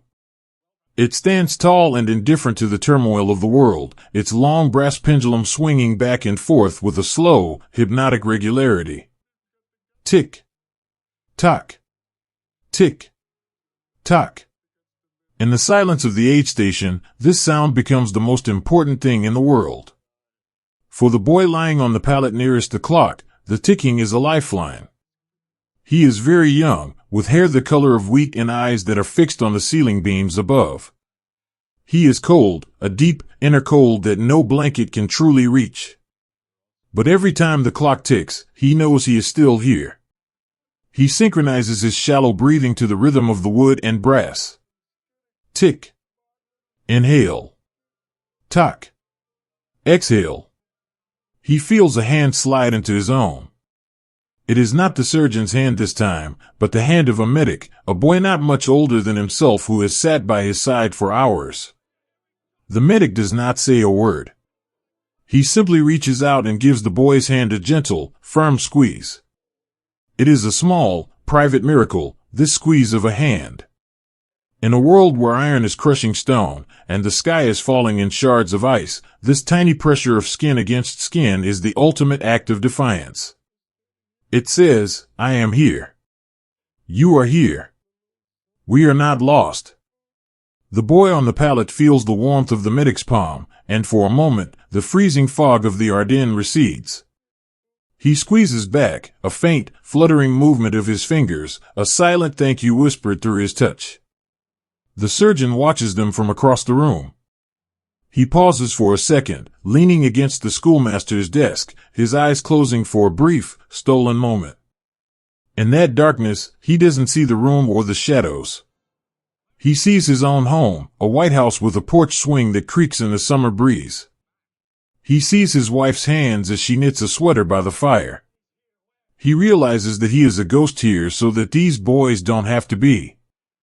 He is the bridge between this cold stone room and the warm porches they all dream of. He opens his eyes and moves to the next pallet. He finds a man who is staring at a crumpled envelope he holds clutched to his chest. The man's knuckles are white from the intensity of his grip. The surgeon kneels beside him, his movements slow and reverent. He doesn't ask to see the letter. He knows what it says without reading a single word. It says that someone is waiting. It says that the bed is made, the coffee is on the stove, and the world is still holding a place for him. The surgeon reaches out and places his hand over the man's hand, gently smoothing the paper of the envelope. It's a good letter, the surgeon whispers, his voice a low, raspy hum that sounds like the wind in the pines. Keep it close. It's the warmest thing in the room. The man nods, his grip relaxing just a fraction. He closes his eyes, and the surgeon can see the tension leaving his face, replaced by the soft, distant look of someone who has gone home in his mind. This is the everyday heroism of the aid station. It isn't found in grand gestures or loud declarations. It is found in the way a medic shares his last drop of water. It is found in the way the surgeon refuses to let his hands shake, even when his heart is trembling. It is found in the quiet resilience of men who, despite the pain and the cold, still find the strength to reach out and hold onto one another. The night wears on, and the candle on the desk burns lower, its flame dancing in a draft that no one can find. The shadows on the wall grow taller, stretching across the ceiling like the branches of the trees outside. But the clock continues its steady work. Tick. Tock. Tick. Tock. It is the pulse of the house, a heartbeat that refuses to stop. The surgeon moves to the window and lifts the corner of the blanket just an inch. He looks out into the night. The fog is still there, a white, ghostly ocean that has swallowed the village. He can't see the houses or the road, but he can feel the presence of the others out there, the soldiers in the trenches, the families in the cellars, the tankers in their iron machines. They are all part of the same breath, all waiting for the same dawn. He drops the blanket and turns back to the room. He sees the medic, who has finally fallen asleep sitting up, his head resting against the side of the grandfather clock. The boy on the pallet is also asleep, his breathing now deep and even, still perfectly timed to the ticking of the pendulum. The surgeon walks to the desk and picks up a small, stubby pencil. He has a notebook where he keeps the names of the men who passed through his care. But tonight, he doesn't write names. Instead, he writes a single sentence on the back of a discarded bandage wrapper: "The light is dim, but the heart is steady." He folds the paper and tucks it into his own pocket, a little piece of truth to carry with him into the morning. He spends the rest of the night moving from one shadow to the next. He checks a pulse, he tucks in a corner of a blanket, he offers a sip of water. He is the keeper of the silence, the guardian of the rhythm. He is a ghost, yes, but he is a kind ghost, a ghost that brings comfort instead of fear.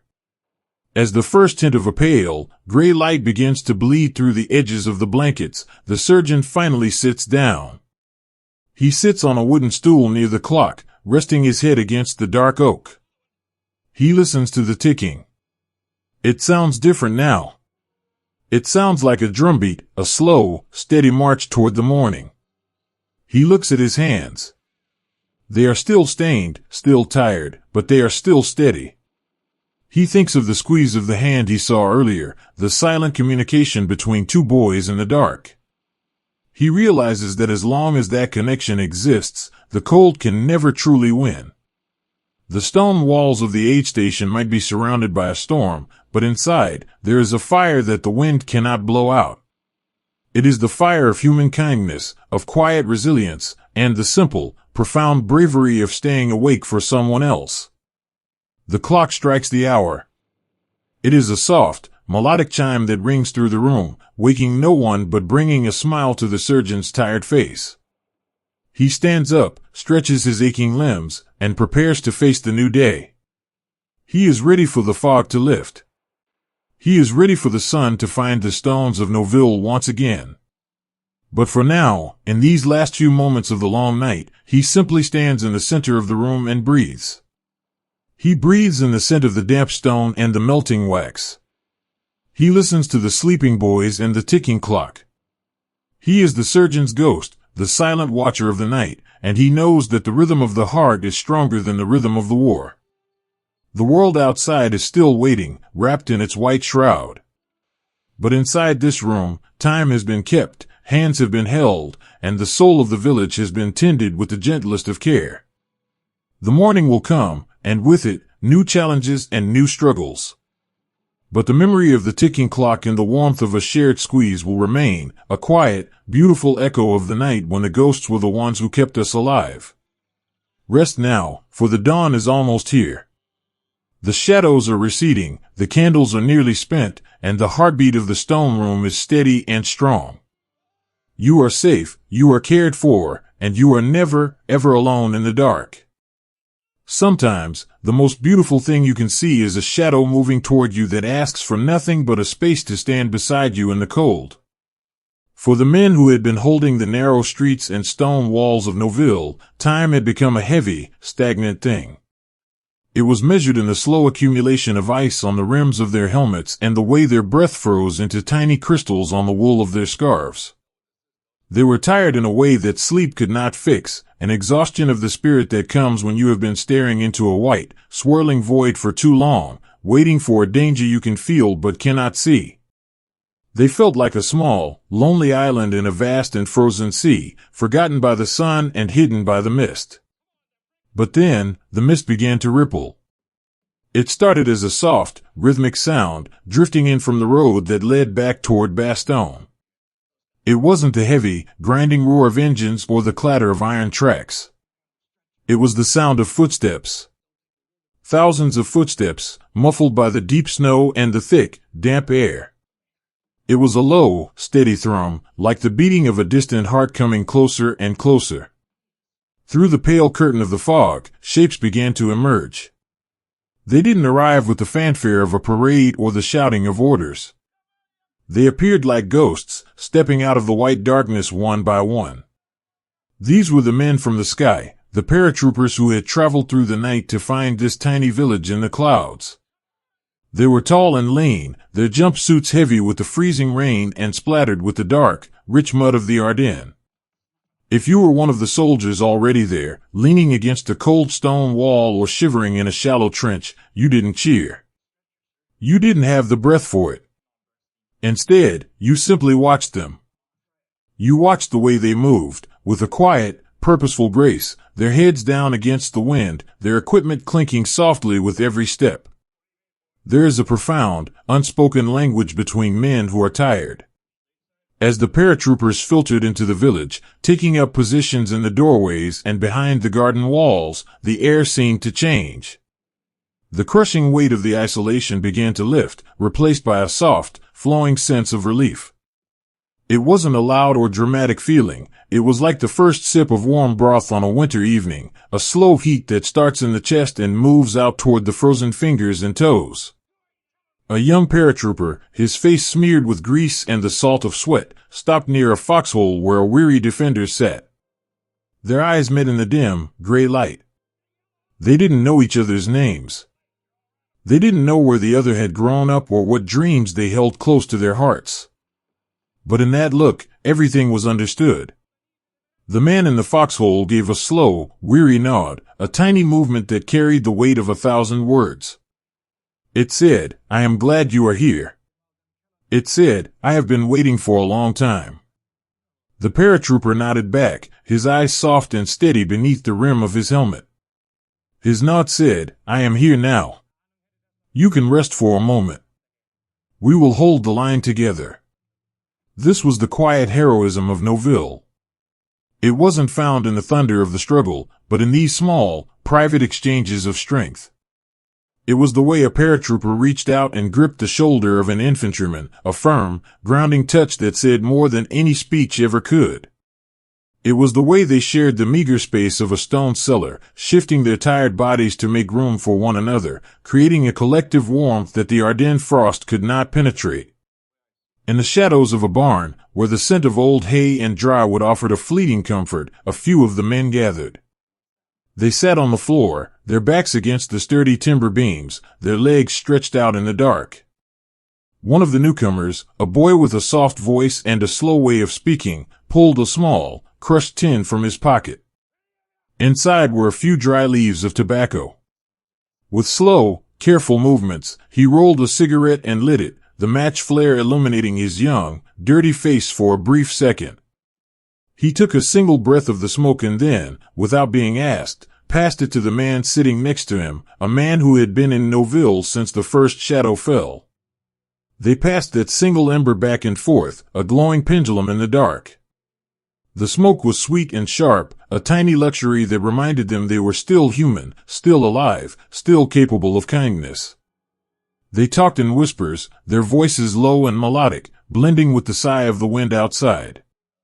They talked about simple things. One spoke of the way the light looked on the lakes in Minnesota. Another spoke of the smell of a certain bakery in a small town in Georgia. They built a world of words and memories, a sanctuary of shared history that kept the freezing mist at bay. The arrival of the paratroopers brought more than just extra hands to hold the line, it brought the gift of companionship. When you are alone in the dark, the fear is a giant. But when someone is sitting next to you, even if they are a stranger, the fear shrinks. It becomes something you can manage, something you can carry because you know someone else is carrying it, too. The paratroopers moved through the village like a gentle tide, filling the gaps, strengthening the walls, and bringing a quiet, unyielding resilience to every corner. They looked at the screaming eagled patches on their shoulders not as a symbol of war, but as a promise to the person standing beside them. It was a promise of endurance. In one of the houses, a medic from the 101st was working in the dim light of a candle. He was tending to a soldier who had been there for days, a man whose spirit had begun to fray like a worn rope. The medic didn't just tend to the physical wounds. He spoke to the man in a hushed, soothing tone, telling him stories of the jump, describing the feeling of the wind and the strange, quiet beauty of the clouds before they hit the ground. He used his words like a soft bandage, wrapping them around the man's mind, pulling him back from the edge of despair. "You've done a good job," the medic whispered, his hand steady and warm. "We've got the watch now. You just close your eyes and listen to the snow. We're right here." The man let out a long, shuddering breath and finally allowed his eyes to close.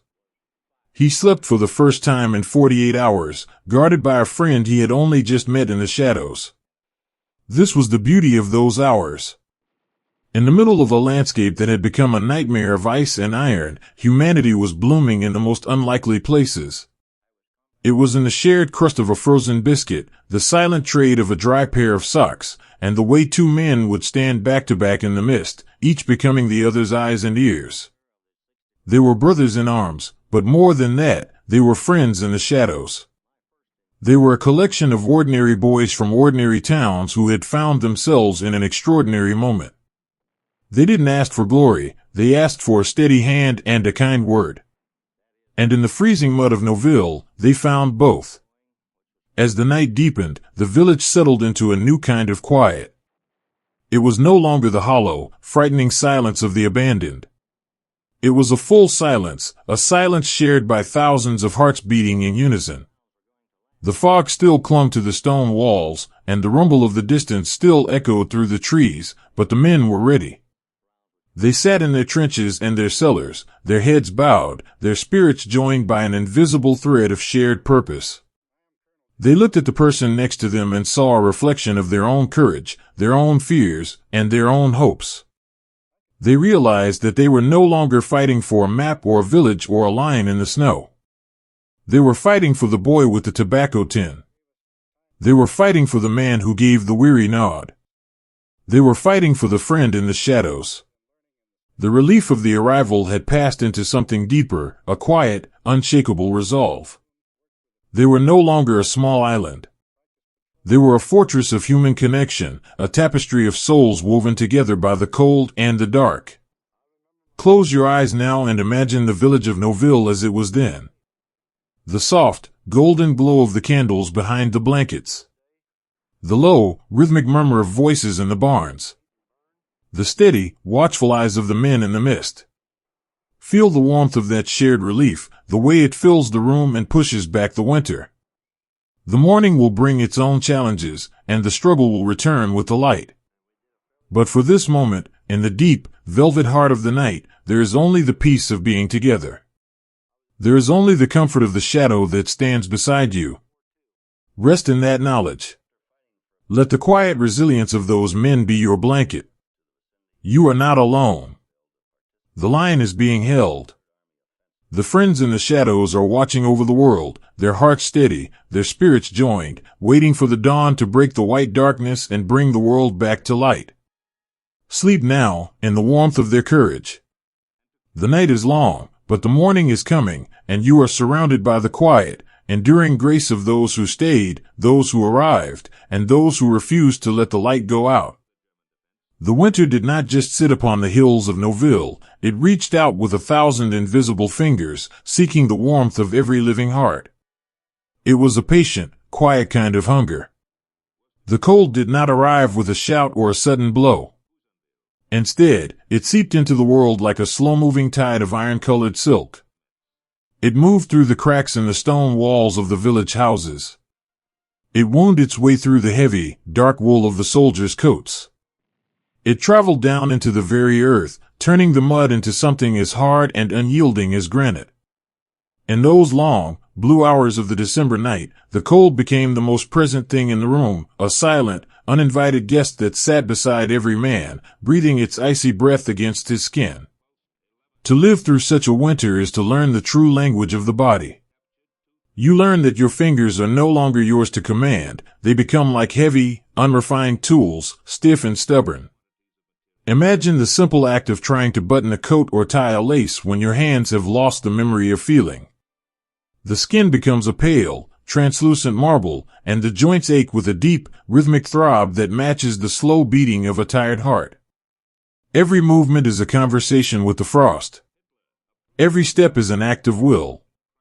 Yet, even in this grueling landscape, there was a strange, haunting beauty to be found if one was still enough to see it. Look closely at a rifle leaning against a frozen hay bale. In the pale light of the moon, the dark metal has been transformed. It is no longer a tool of the struggle.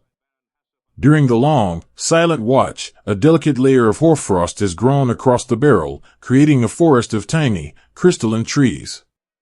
Each crystal is a perfect, geometric wonder, shimmering with a soft, ethereal light. The ice has found the curves of the trigger and the straight line of the sight, softening the hard edges of the steel until it looks like something carved from a winter cloud. For a moment, a young man might stare at it, his breath pluming in the air, and forget why he carries it. He sees only the art of the winter, the way the world tries to turn even the heaviest iron into something fragile and precious. This was the quiet resilience of the men of Noville. They found themselves in a place where the sun seemed to have forgotten the earth, yet they did not let the light go out inside themselves. They became keepers of the small things. In a shallow trench near the edge of the woods, two friends are sitting so close that their shoulders are pinned together. They are wrapped in a single, frost-dusted blanket, trying to create a world that is only as large as the space between them. One of them reaches deep into the inner pocket of his coat, beneath the layers of wool and the letter from home, and pulls out a small, jagged crust of bread. It is not much. It is hard and dry, and the cold has turned it into something nearly as solid as the stones around them. But as he holds it out, his friend looks at it with a reverence that words cannot describe. There is no hurry. With fingers that tremble only slightly, they break the crust in two. The sound of the dry bread snapping is the only noise in the quiet woods, a sharp, clean sound like a twig breaking underfoot. They do not eat it quickly. They hold the small pieces in their mouths, letting the warmth of their bodies slowly soften the grain. It is a slow, quiet communion. In that moment, the bread is more than just food, it is a shared promise. It is the taste of a kitchen back in Pennsylvania, or a bakery in a small town in the Midwest. It is the memory of a mother's hands and a warm oven. As they chew, the bitterness of the Ardennes winter seems to recede just a fraction. They are sharing the last of their strength, tying their lives together with a single, frozen piece of bread. The hunger of the cold is not just a hunger for food, but a hunger for the familiar.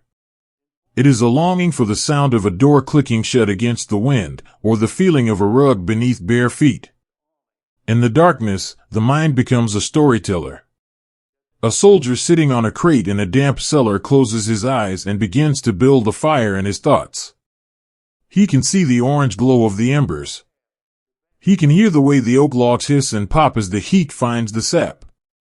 He can almost feel the weight of a heavy ceramic mug of coffee in his hands, the steam rising to warm his face. He stays there, in that golden, imaginary room, for as long as he can, using the warmth of his memories to keep the frost from reaching his soul. This is how they survived, by carrying their homes inside them, tucked away in the quiet corners of their hearts where the winter could not reach. Out in the fields, the trees of the Ardennes stand like ancient, frozen sentinels. Their branches are heavy with ice, clicking against one another in the wind like the chattering of teeth.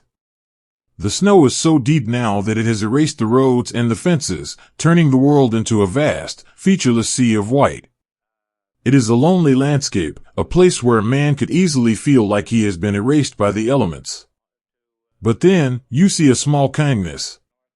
A paratrooper, his face lined with the weariness of the long watch, notices that the man next to him is shivering so hard he cannot hold his water canteen. Without a word, the paratrooper reaches over and takes the man's hands in his own. He rubs them briskly, his own calloused palms creating a small, friction-borne heat. He doesn't say anything, there is no need for speech. He simply gives of his own warmth until the other man's breathing slows and the tremors begin to fade. It is a small, everyday heroism, a quiet refusal to let the cold claim a brother. These were the moments that defined the struggle for Noville. It wasn't just about the movement of armies or the holding of ground. It was about the endurance of the human spirit in a world that had become an icebox. It was about the way a man would give his last dry pair of socks to a friend, or how they would take turns sleeping so that someone was always awake to watch the mist. As the hours of the night move toward the dawn, the cold reaches its peak. This is when the silence is the heaviest. The air is so still it feels as though it might shatter. But even now, there is life. If you listen closely, you can hear the soft, rhythmic breathing of the men in the cellars. You can hear the distant, muffled sound of a shovel clearing a path through the snow. You can see the faint, amber glow of a single candle reflected in a frosted window pane. The winter is strong, but it is not infinite. Deep beneath the layers of wool and the frozen skin, the heart remains a warm and steady thing. It beats with the hope of the spring. It beats with the names of the people waiting across the ocean. The men of Noville were hungry, they were tired, and they were colder than they had ever been in their lives. But they were not defeated. They held on to each other. They shared their crusts of bread. They found beauty in the ice on their rifles. They understood that the cold was just a season, but their kindness to one another was eternal. So, as you listen to the wind outside your own window, imagine them there, in that white and silent valley. See the crystals of ice on the steel. See the steam rising from a shared cup. Feel the weight of the blanket and the comfort of a friend sitting nearby. The hunger of the cold is great, but the warmth of the human heart is greater still.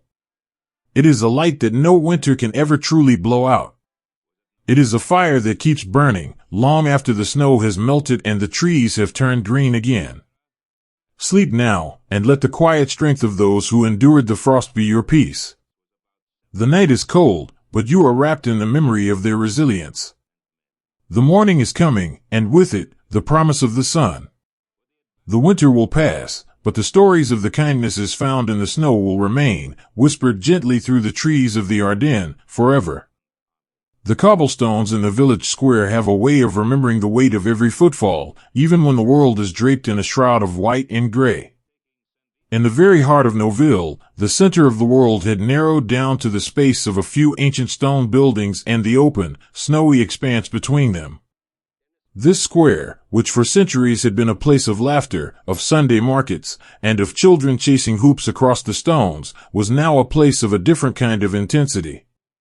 But even here, at the peak of the struggle, the story was not written in the movements of armies. It was written in the quiet, desperate, and beautiful actions of individuals who chose, in the middle of the storm, to look after the person standing right next to them. If you were to look through the swirling mist and the pale ribbons of smoke that drifted across the square, you would see that the grandeur of the village had been replaced by a quiet, crumbling dignity. The stone walls of the houses were chipped and bruised, and the fine dust of limestone hung in the air like a dry, white fog, settling on the eyelashes and the wool coats of everyone who remained.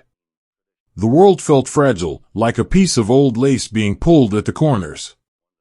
In the shadow of a large stone fountain, now frozen solid and draped in icicles that looked like jagged glass, two young men were huddled together.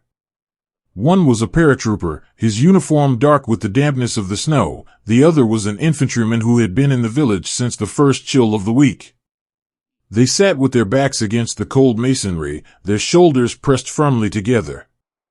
The paratrooper noticed that his companion's hands were shaking, not with the vibration of the earth, but with a deep, hollow cold that seemed to have settled in his very soul. Without saying a word, the paratrooper reached out and took one of the man's hands between his own. He didn't speak of the struggle or the noise that echoed around them. Instead, he simply began to rub the man's frozen knuckles, his own calloused palms providing a small, friction-borne heat. It was an act of profound, everyday heroism, to ignore the chaos of the square for a moment simply to ensure that a stranger's fingers didn't lose their life to the frost. "My sister makes these woolen mittens," the paratrooper whispered, his voice a low, steady hum. "They're scratchy and bright orange, and I used to hate wearing them back in Maine. But right now, I'd give anything to see her knitting them by the stove."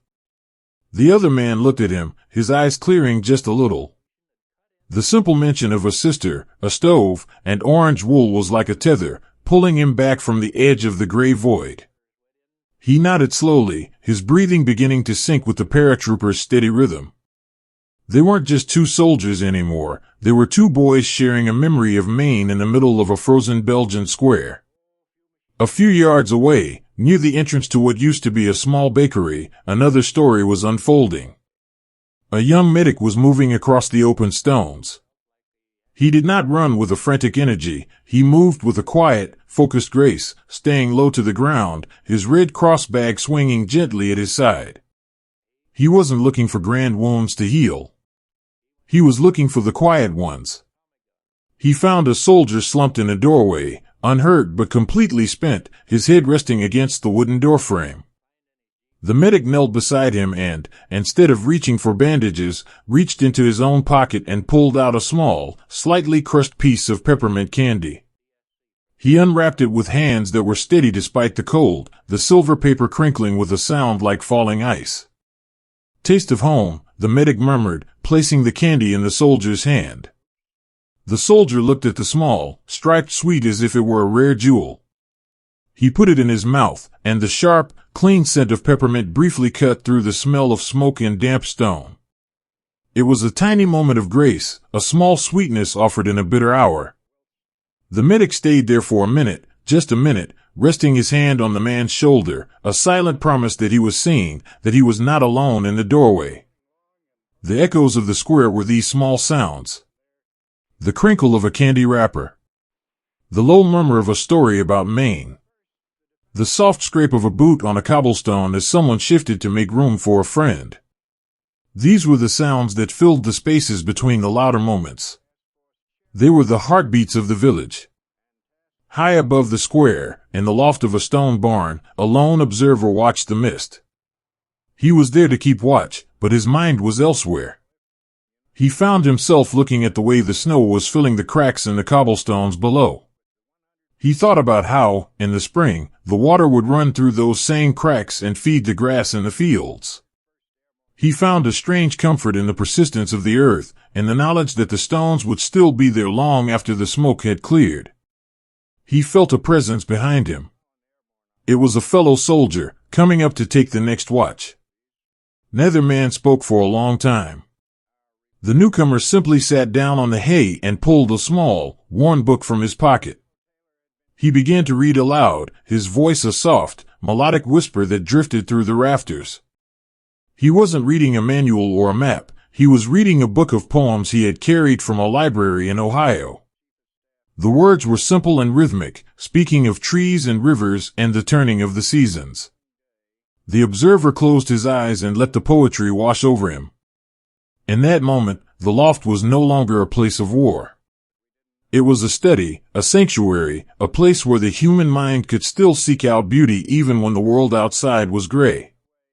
This was a different kind of protection, protecting the mind, shielding the spirit with the power of a written word. Back down in the square, the struggle for the center of the village reached its quiet, heavy peak. But it wasn't a peak of violence, it was a peak of connection. Everywhere you looked, if you looked closely enough, you saw people holding onto one another. You saw a paratrooper sharing his last dry scarf with a shivering infantryman. You saw two men carrying a third between them, not because they were ordered to, but because they couldn't imagine leaving him behind. There was a woman, a civilian who had refused to leave her cellar, who stepped out for just a moment into the square. She carried a heavy ceramic pitcher of water, its surface skimmed with a thin layer of ice. She moved to the nearest group of men and began to pour. The water was cold, but the act was warm. She didn't ask for their names or where they were from. She simply provided the water, her face a mask of quiet, motherly resilience. One of the soldiers took a drink and then, with a trembling hand, reached into his kit and offered her a small, tinseled ribbon he had been saving for Christmas. She took the ribbon and tucked it into her apron, a silent exchange of hope in the middle of the square. These were the echoes that would remain. Not the iron, not the smoke, but the ribbon in the apron and the poetry in the loft. The struggle for Noville was a struggle of the soul, a test of whether humanity could survive the crushing weight of the winter and the dark. And in the square, the answer was found in the way hands were held and stories were told. The everyday heroism of these men and women was found in their refusal to become hard like the stones around them. They remained soft, remained kind, remained human. They understood that the person standing next to them was the most important thing in the universe. They were each other's mirrors, each other's shields, each other's warmth. As the light of the short afternoon began to fade, turning the white square into a deep, velvety violet, the struggle settled into a low, rhythmic pulse. The snow began to fall again, a gentle, silent curtain that started to fill the chipped places in the walls and cover the scars on the cobblestones. The echoes of the square began to soften, drifting up into the cold air like the wood smoke from the chimneys. The paratrooper and the infantryman were still behind the fountain, now both asleep, their heads resting against each other's shoulders. The medic was somewhere in the shadows, his Red Cross bag empty of candy but his heart full of the faces he had comforted. The woman was back in her cellar, the tinseled ribbon a small, bright light in the dark. The square was still. The village of Noville held its breath. The stones remembered the weight of the day, but they also remembered the kindness of the hands. They remembered that even at the peak of the darkest hour, the human spirit does not break, it simply leans closer to the light. So, as you listen to the quiet of your own room, imagine the echoes of that square. Listen for the sound of the poetry in the loft and the whisper of the sisters' mittens. Feel the warmth of the shared water and the sweetness of the peppermint candy. These are the things that endure. These are the things that make us who we are. The night is coming to Noville, but the square is not empty. It is filled with the quiet resilience of those who stayed, those who cared, and those who protected the person next to them with everything they had. They are there in the shadows, a tapestry of souls woven together by the cold and the light. Sleep now, and let the echoes of the square be your lullaby. The world is vast and sometimes cold, but there is always a hand to hold and a story to share. You are safe, you are remembered, and you are part of a long, beautiful history of kindness that even the deepest winter can never wash away. The morning will come, and the stones will still be there, holding the memory of a love that was stronger than the storm. There is a specific kind of sorrow that lives in the silence of a house when it realizes its guests are leaving. The time had come when the air in Noville changed once again. It was no longer the heavy, expectant weight of the fog, nor the sharp, electric vibration of the approaching armor. It was a cold, hollow clarity. The word had passed through the cellars and the stone hallways, not as a shout, but as a low, mournful whisper carried from man to man. The village, this small cluster of ancient gray stones that had become a universe to so many, could no longer be held. The order was to leave. Imagine the sound of that realization. It wasn't the sound of defeat, but the sound of a long, tired sigh. For the soldiers who had lived within these walls, the houses of Noville had become more than just strategic points on a map. They had become shells. They were the physical boundaries of their survival. To leave them felt like stepping out from under a shared umbrella in the middle of a torrential downpour. In one of the sturdier stone cottages near the village edge, a young paratrooper stood in the center of a small kitchen. The room was dark, save for the pale, ghostly light reflecting off the snow outside. He looked at the wooden table where he had sat just 2 nights before, sharing a heel of bread with a woman who reminded him of his aunt. He looked at the soot-stained hearth where he had dried his socks, the stone still holding a faint, ghostly memory of warmth. He felt a profound sense of guilt, a weight in his chest that had nothing to do with his rucksack. He felt as though he were abandoning a friend. He reached out and placed his bare palm against the rough, cold plaster of the kitchen wall. The stone was freezing, unyielding, but to him, it felt like a living thing. "I'm sorry," he whispered, his voice barely a breath in the empty room. "I'm so sorry we couldn't stay to keep the roof whole." It was a strange, poetic moment of humanity. In the middle of a world that was breaking apart, he was offering an apology to a house. He was apologizing for the broken glass in the window, for the scratches on the floorboards, and for the fact that he was leaving it to face the winter alone. He stayed there for a moment, his hand pressed to the wall, as if trying to transfer a little bit of his own warmth into the house to keep it company after he was gone. All across the village, similar farewells were taking place. These were the quiet ceremonies of the departing.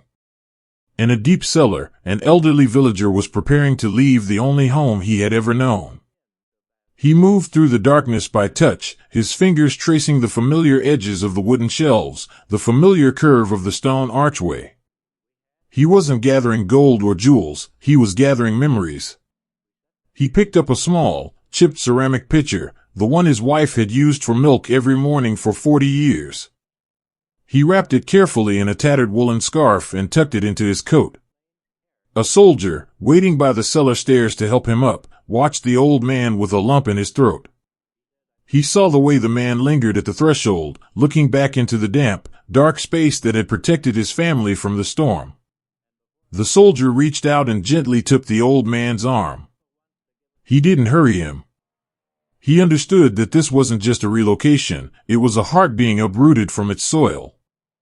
"We'll come back," the soldier murmured, though he didn't know if it was true. "The stones will still be here." The old man nodded, a slow, dignified movement of his head. He reached out and patted the stone doorframe, a silent benediction for the house that had kept him safe. As they climbed the stairs into the biting wind, the house seemed to settle behind them, falling back into a lonely, watchful silence. The departure from Noville was a procession of shadows. The men moved in single file, their boots making a soft, rhythmic crunch in the fresh powder. They didn't look back often. To look back was to see the silhouette of the church steeple against the bruised purple of the evening sky, a sight that made the heart ache with a sense of unfinished business. There was a young medic who had spent the last few days in the makeshift aid station. As he stepped out of the building for the last time, he paused at the door. He thought of the ticking grandfather clock inside, the one that had provided the heartbeat for so many frightened boys. He thought of the bloodstains on the floorboards and the way the candlelight had softened the faces of the weary.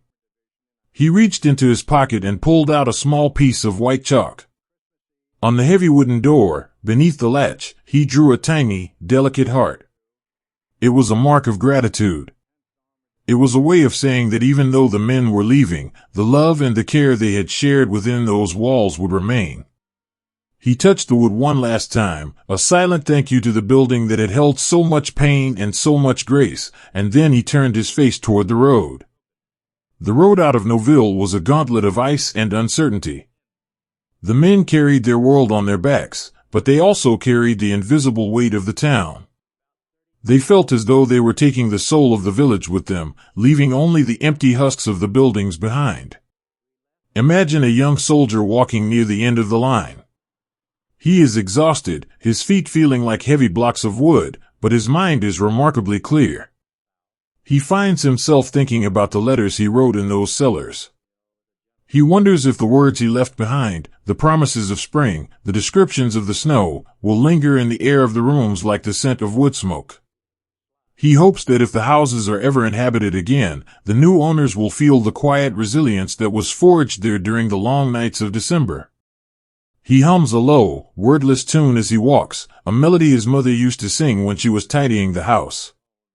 It is a song of order, of safety, of things being put back in their proper places.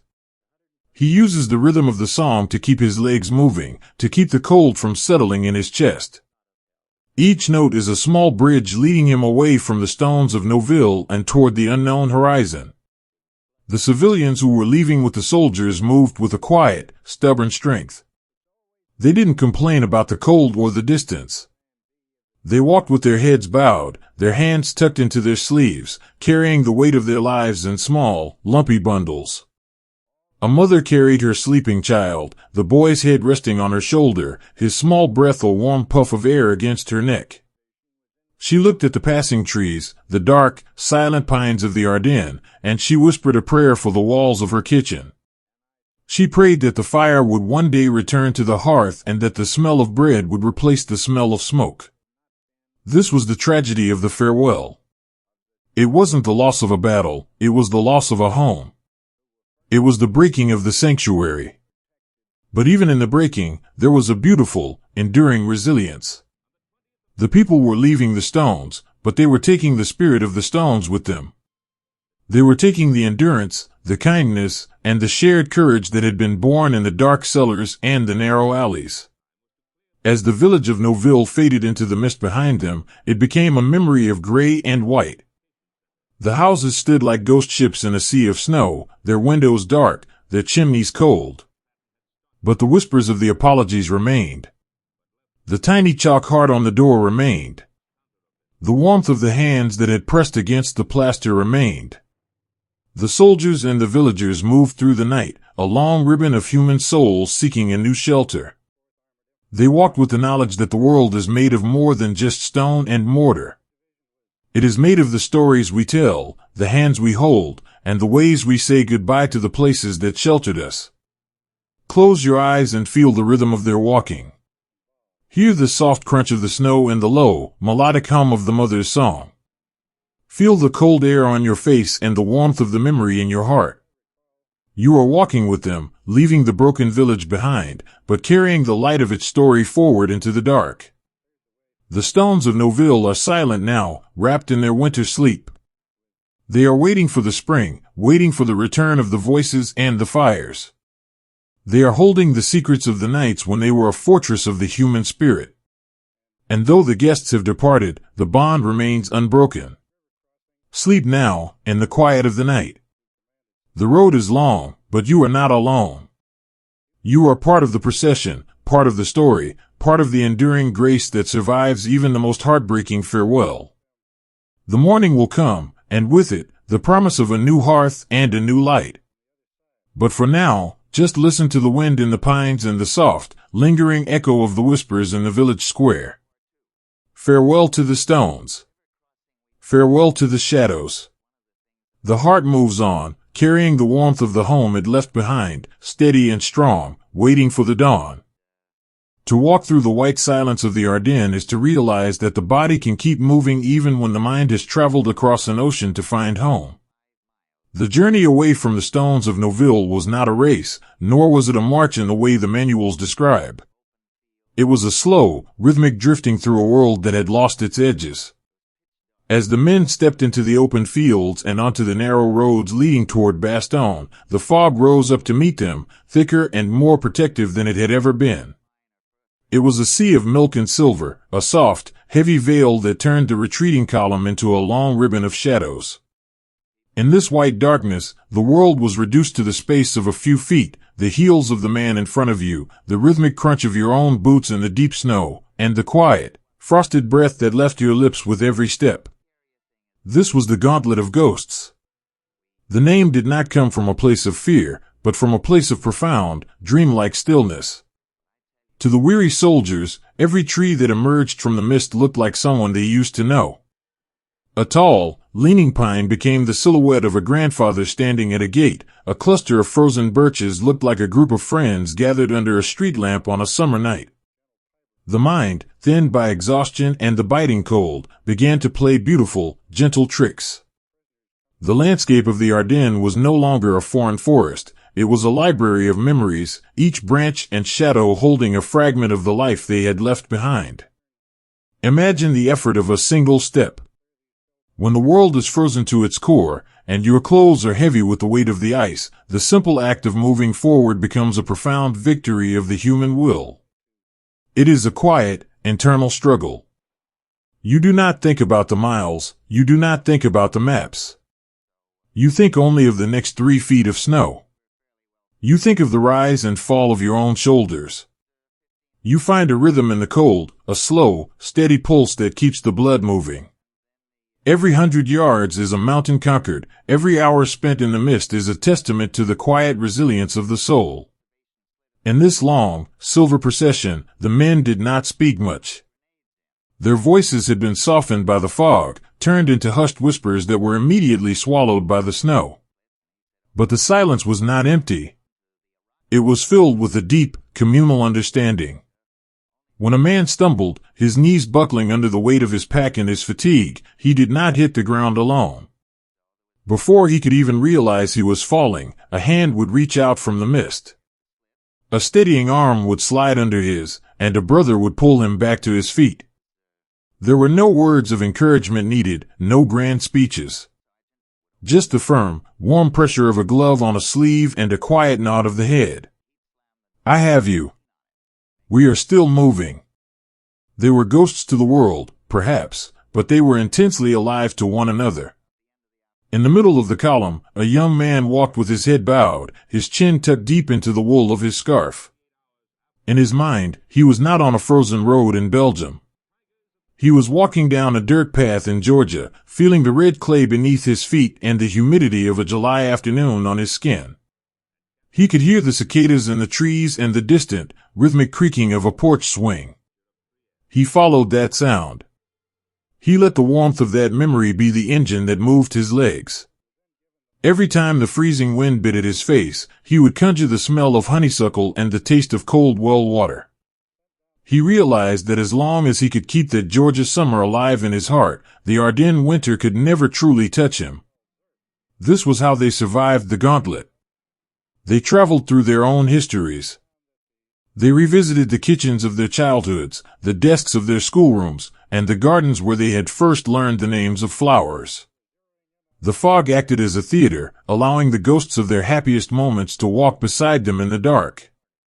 Occasionally, the column would pause. The men would sink into the snow where they stood, leaning against one another for warmth. In these brief, suspended moments, small acts of kindness bloomed like winter roses.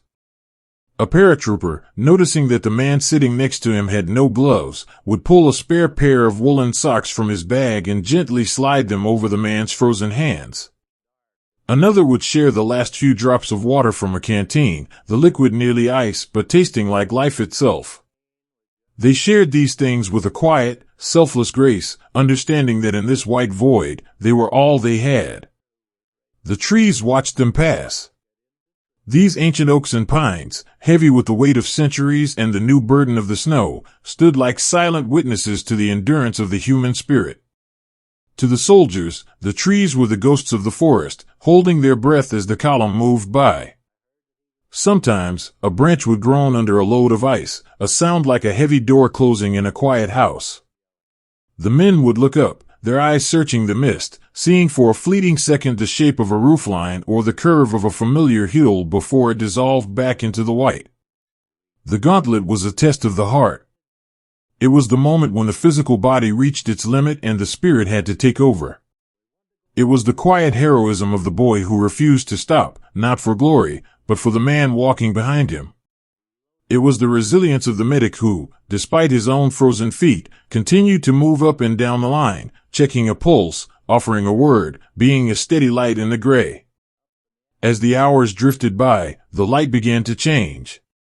The deep, heavy blue of the night started to lift, replaced by a pale, ethereal glow. The fog did not disappear, but it began to thin at the edges, revealing the world in soft, charcoal strokes. And there, on the horizon, the silhouette of Bastogne began to emerge. It wasn't a city of stone and wood. To the men in the gauntlet, it looked like a harbor. It looked like the end of the dream. As they approached the outer edges of the town, the rhythm of their walking changed. The steps became a little lighter, the shoulders a little less hunched. They were stepping out of the ghost world and back into the reality of the struggle. But they were not the same men who had left Noville. They had been forged in the white darkness. They had walked through a landscape of memories and found that their spirits were stronger than the iron and the frost. They entered the gates of Bastogne like a phantom army returning from the sea. Their faces were pale, their coats were white with hoarfrost, and their eyes held the distant look of people who had seen the edge of the world. But as they gathered in the town square, as they felt the solid ground beneath them and heard the familiar voices of their comrades, the fog in their minds began to clear. One by one, they reached into their pockets. They felt for the letters, the photographs, the small river stones, and the tinsel ribbons. They touched these anchors of home, bringing themselves back to the present.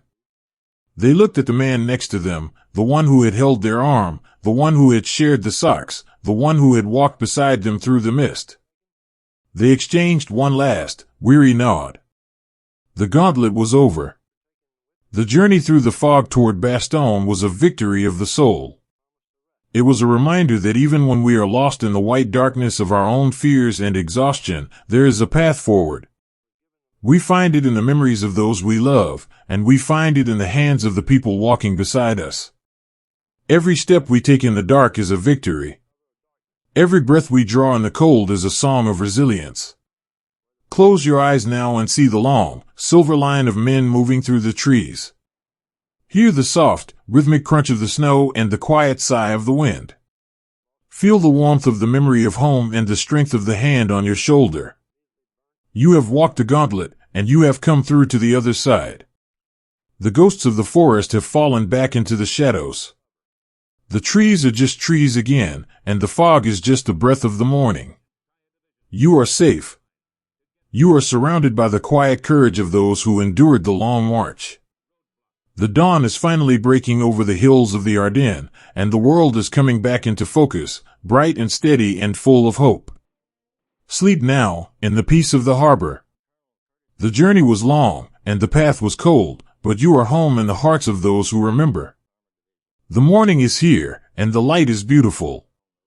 There is a strange, heavy peace in the moment when the world stops burning and the silence begins to freeze. The road has finally leveled out, and the long, silver ribbon of men has come to a slow, shuddering halt on a rise overlooking the valley. Here, tucked away from the immediate reach of the iron and the smoke, the air is impossibly clear. It is a sharp, crystalline cold that seems to scrub the spirit clean. The sky above is a deep, bruised violet, stretching out toward an horizon that still holds a faint, haunting glow. Behind them, far beyond the dark, serrated line of the pine forest, the sky is not dark. It is a soft, flickering amber, the ghost of a fire reflecting off the low-hanging clouds. It is the light of Noville, a place that is now a memory held in the hollow of the winter. Stand for a moment with a young man at the edge of the road. He has unslung his heavy rucksack, letting it drop into the soft snow with a muffled thud that sounds like a tired heart settling down to rest. He does not sit. He simply stands, his hands buried deep in his pockets, his breath rising in a steady, rhythmic plume of white. He is looking back. His eyes are fixed on that orange smudge on the horizon, watching the way the light dances against the cold and different stars. He is processing a weight that has nothing to do with the gear he has carried across the miles. It is the weight of what was left behind in the snow. In the quiet of this pause, the mind begins to sift through the fragments of the last few days like a child looking for smooth stones on a beach. He thinks of the stone house with the blue door. He thinks of the way the floorboards creaked under his boots, a domestic, familiar sound that made him feel, for a fleeting hour, like he belonged to the earth again. He wonders if the fire in the hearth has finally gone out, or if the stones are still holding onto a lingering warmth from the men who huddled there. He feels a sudden, sharp pang of sorrow for the walls, for the rafters, and for the silence that has now reclaimed the rooms. He remembers the girl in the cellar, the one with the dark eyes and the woolen shawl, who gave him a small, dried apple before he stepped out into the mist. He can still feel the texture of it in his pocket, a tiny, shriveled piece of summer. He hadn't eaten it. He couldn't. It felt too much like a piece of her own survival, a small, edible prayer she had pressed into his hand. He touches it now, his fingers tracing the leathery skin, and he whispers a quiet apology to the wind. He is sorry he couldn't stay to see the spring return to her garden. He is sorry that the only thing he could leave behind was the memory of his own exhaustion. This is the reflection in the ice. When you look at the world through the lens of a winter struggle, everything becomes a mirror. The frozen puddles in the ruts of the road show the bruised sky. The hoarfrost on the branches shows the fragility of life. And the faces of the men standing beside him show his own reflection, a map of weariness, a landscape of quiet resilience, and a deep, unshakable longing for home. He looks at his friend, a boy who has walked every mile of the gauntlet by his side. The friend is leaning against a tree, his eyes closed, his face as pale as the moon. There is a layer of ice on the friend's collar, a delicate, shimmering fringe that catches the light from the horizon. It looks like a collar of diamonds, a strange and beautiful crown for a boy who has seen the world break. The young man reaches out and gently brushes a dusting of snow from his friend's shoulder. It is a small gesture, almost nothing at all, but in the silence of the rise, it is an act of profound love. It is the way they say I see you. It is the way they say we are still here. They are processing the ghosts now. Not the ghosts of the forest, but the ghosts of the versions of themselves they were before the fog descended. The young man thinks of the boy who left the farm in the autumn, the one who thought the world was a simple place of harvests and Sunday dinners. That boy feels like a stranger now, someone he might have met in a dream once. The man standing on the rise has been hollowed out by the cold, but in that emptiness, something new has grown. It is a quiet, iron strength. It is the knowledge that the heart can endure the impossible if it has a hand to hold and a memory to keep it warm. He pulls his canteen from his belt. The water inside is slushy, filled with tiny needles of ice. He takes a slow sip, feeling the cold slide down his throat, a sharp reminder that he is alive. He looks down at the ice forming on the rim of the metal cup. In the faint light, he sees his own eye reflected in the silver surface. It looks older than he remembers. It looks like it has seen the edge of the world and decided to keep walking anyway. The glow on the horizon is fading now. The orange is deepening into a dark, smoldering red, as if the night is slowly drawing a blanket over the embers of the day. The village of Noville is slipping further into the past, becoming a story they will tell in whispers, a place made of gray stone and white mist. They left behind their youth there. They left behind their certainty. But they also left behind a legacy of kindness that the snow can never truly cover. He thinks of the letters in the mailbags that never moved. He thinks of the words of love and the promises of return that are currently sitting in the dark, wrapped in canvas and frost. He realizes that even if those letters are never read, the love that wrote them still exists. It is there in the air. It is there in the way the men look after one another. It is there in the quiet resilience of the villagers who are currently walking through the dark toward a new sanctuary. The weight they carry is the weight of being human in a world that has temporarily forgotten how to be. The stillness of the rise is a gift. For a few minutes, there is no movement. There is no urgency. There is only the long, slow exhale of 1,000 men processing the fact that they have survived the night. They are looking back not with regret, but with a quiet, solemn reverence. They are honoring the stones that sheltered them. They are honoring the friends who are no longer walking beside them.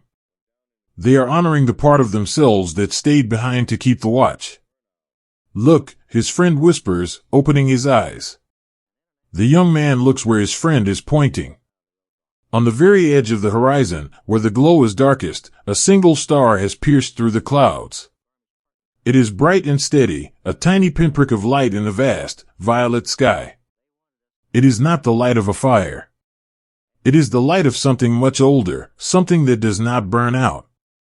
They watch the star in silence. It feels like an answer.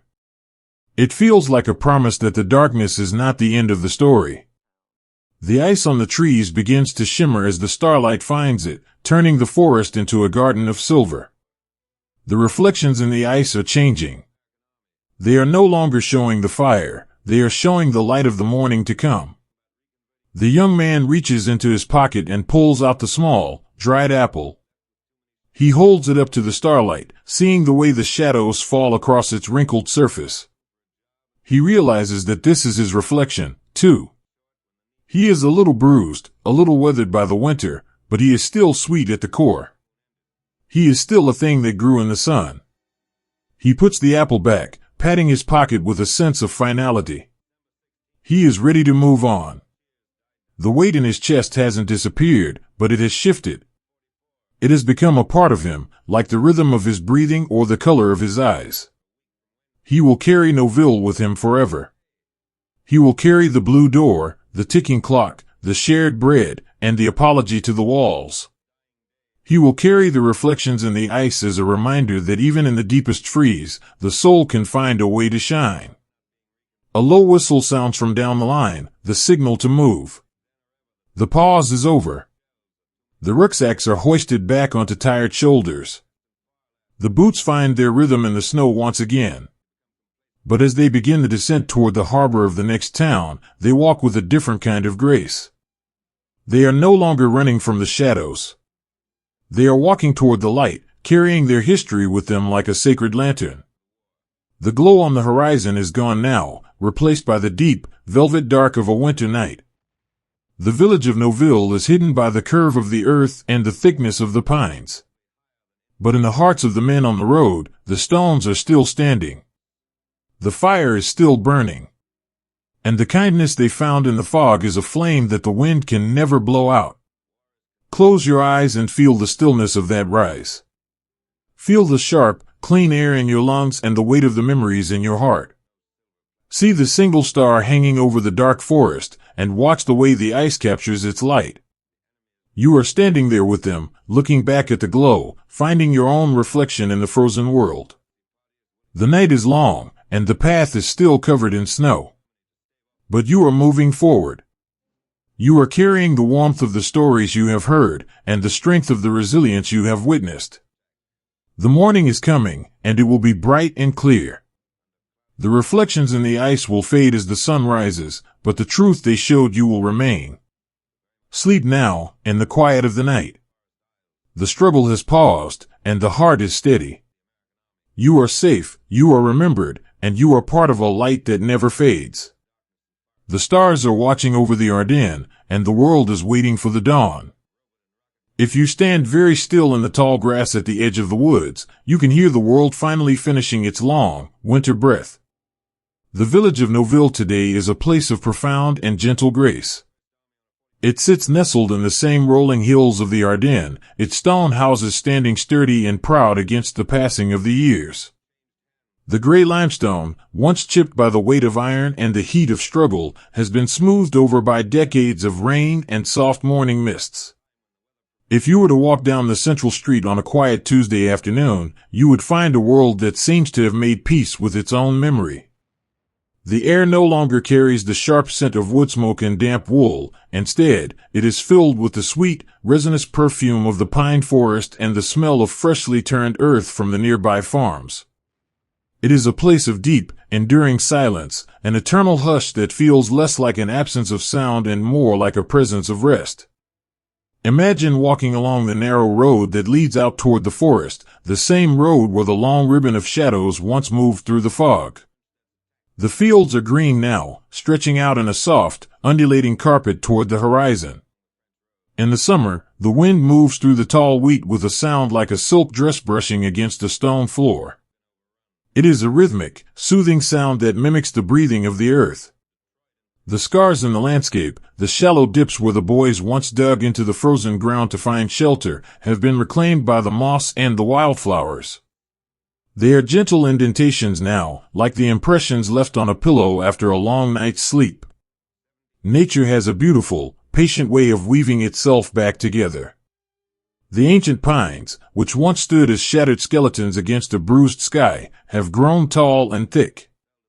Their branches are heavy with green needles, creating a canopy that filters the sunlight into soft, dappled pools of gold on the forest floor. If you sit beneath one of these giants, leaning your back against the rough, warm bark, you can feel the steady pulse of the woods. The trees were the silent witnesses to the letters written by candlelight and the shared crusts of bread. They held the whispers of the young men who dreamed of Georgia and Pennsylvania, and they held the quiet apologies spoken to the stone walls. Today, they simply hold the wind. In the center of the village, the church steeple still rises toward the clouds, a steady finger pointing toward the infinite. The bell tolls the hours, a clear, melodic sound that ripples through the valley, reminding everyone that time is a river, and the river always finds the sea. Near the base of the church, there is a small area where the names are gathered. They are etched into the stone, row after row of letters that catch the light of the setting sun. When you run your fingers over these names, you aren't touching a list of facts or a record of a battle. You are touching the echoes of human lives. You are touching the boy who traced his hand on a piece of paper for his wife. You are touching the medic who carried a peppermint in his pocket to offer a moment of sweetness to a stranger. You are touching the tanker who found a ginger cat in a doorway and felt a little less alone. The names are not heavy, they are light. They are part of the silence now, woven into the very fabric of the village. They are the guardians of the hush. There is a profound beauty in the way the people of Noville live alongside this history. In the stone houses, where families once huddled in the damp dark of the cellars, life continues in its simple, rhythmic way. A mother stands at a kitchen window, watching her children play in the square where the echoes of the struggle once rang. She is not thinking of the iron or the smoke, she is thinking of the evening meal, of the warmth of her home, and of the soft quilts she will tuck around her little ones when the stars come out. The cellars are still there, deep beneath the floorboards. They still smell of earth and stored harvest, but they are no longer places of fear. They are places of sanctuary, holding the roots of the village steady. The shadows on the walls are no longer cast by flickering candles and tin cans, but by the gentle light of the moon filtering through the vents. The memory of the kindness shared in those dark hours, the shared jar of cherries, the lullabies hummed to frightened children, is still there, a quiet warmth that the stones have absorbed and refused to let go. If you listen closely to the wind as it travels from the forest and through the village streets, you can hear the completion of the story. It is a story that began in the white darkness and ended in the eternal hush. It is a story that proves the human spirit is a thing of incredible, soft resilience. We are like the grass that bends under the snow only to rise again when the sun returns. We are like the stone that weathers the storm only to become smoother and more beautiful in the light. The letters that were once letters to no one have finally found their way home. They aren't in envelopes anymore, they are in the peace of the valley. Every word of love, every promise of spring, every whispered "I've got you" has been released into the air. They are the breath of the Ardennes. They are the reason the silence here feels so full of grace. As the sun begins to dip below the horizon, painting the sky in shades of soft lavender and dusty rose, the village of Noville prepares for the night. The lamps in the windows are lit, one by one, casting a warm, yellow glow onto the cobblestones. It is the same amber light that the soldiers once dreamed of while they stood their watch in the mist. Today, it is a light that stays. It is a light that signifies safety and rest and the simple beauty of being alive. The forest turns into a deep, velvety silhouette against the fading day. The birds settle into their nests among the pines, their songs fading into a few final, sleepy chirps. The world is closing its eyes. The eternal hush descends like a soft woolen blanket, wrapping the hills, the houses, and the names in a quiet benediction. You can rest now, too. The journey through the history of Noville is complete. You have walked through the gathering chill and the burning snow. You have stood in the iron maze and felt the weight of the fog. You have seen the small miracles of a shared match and a hand held in the dark. And now, you have come back to the beginning, to the quiet fields where the only struggle is the wind trying to move the heavy branches of the trees. The history is not a burden, it is a lullaby. It is a reminder that even in the coldest winter, the heart remains warm. It is a reminder that we are never truly alone, for we are surrounded by the stories of those who came before us, those who held the line with nothing but kindness and courage. Their resilience is our inheritance. Their peace is our rest. Close your eyes and let the scent of the pine needles wash over you. Feel the steady, rhythmic pulse of the Ardennes earth beneath you. Listen to the wind as it whispers through the stone archways and across the green meadows. It is saying that everything is as it should be. The morning will come, and the sun will find the names on the wall and turn them into gold once again. But for now, there is only the night. There is only the starlight on the quiet roofs and the soft breathing of a world at peace. The eternal hush is a gift. It is the sound of a promise kept. It is the sound of the earth remembering that love is stronger than the storm, and that the silence is the most beautiful song of all. Sleep now, in the heart of the hush. You are safe, you are cherished, and you are part of a story that never truly ends. The dawn is waiting over the next hill, bright and steady and full of grace. But for this moment, just be still. Just breathe. Just listen to the silence of Noville, and let it carry you home. I can help you explore more of these quiet corners of history, or we could look into the lives of those who stayed behind. Whatever you feel would bring you the most peace.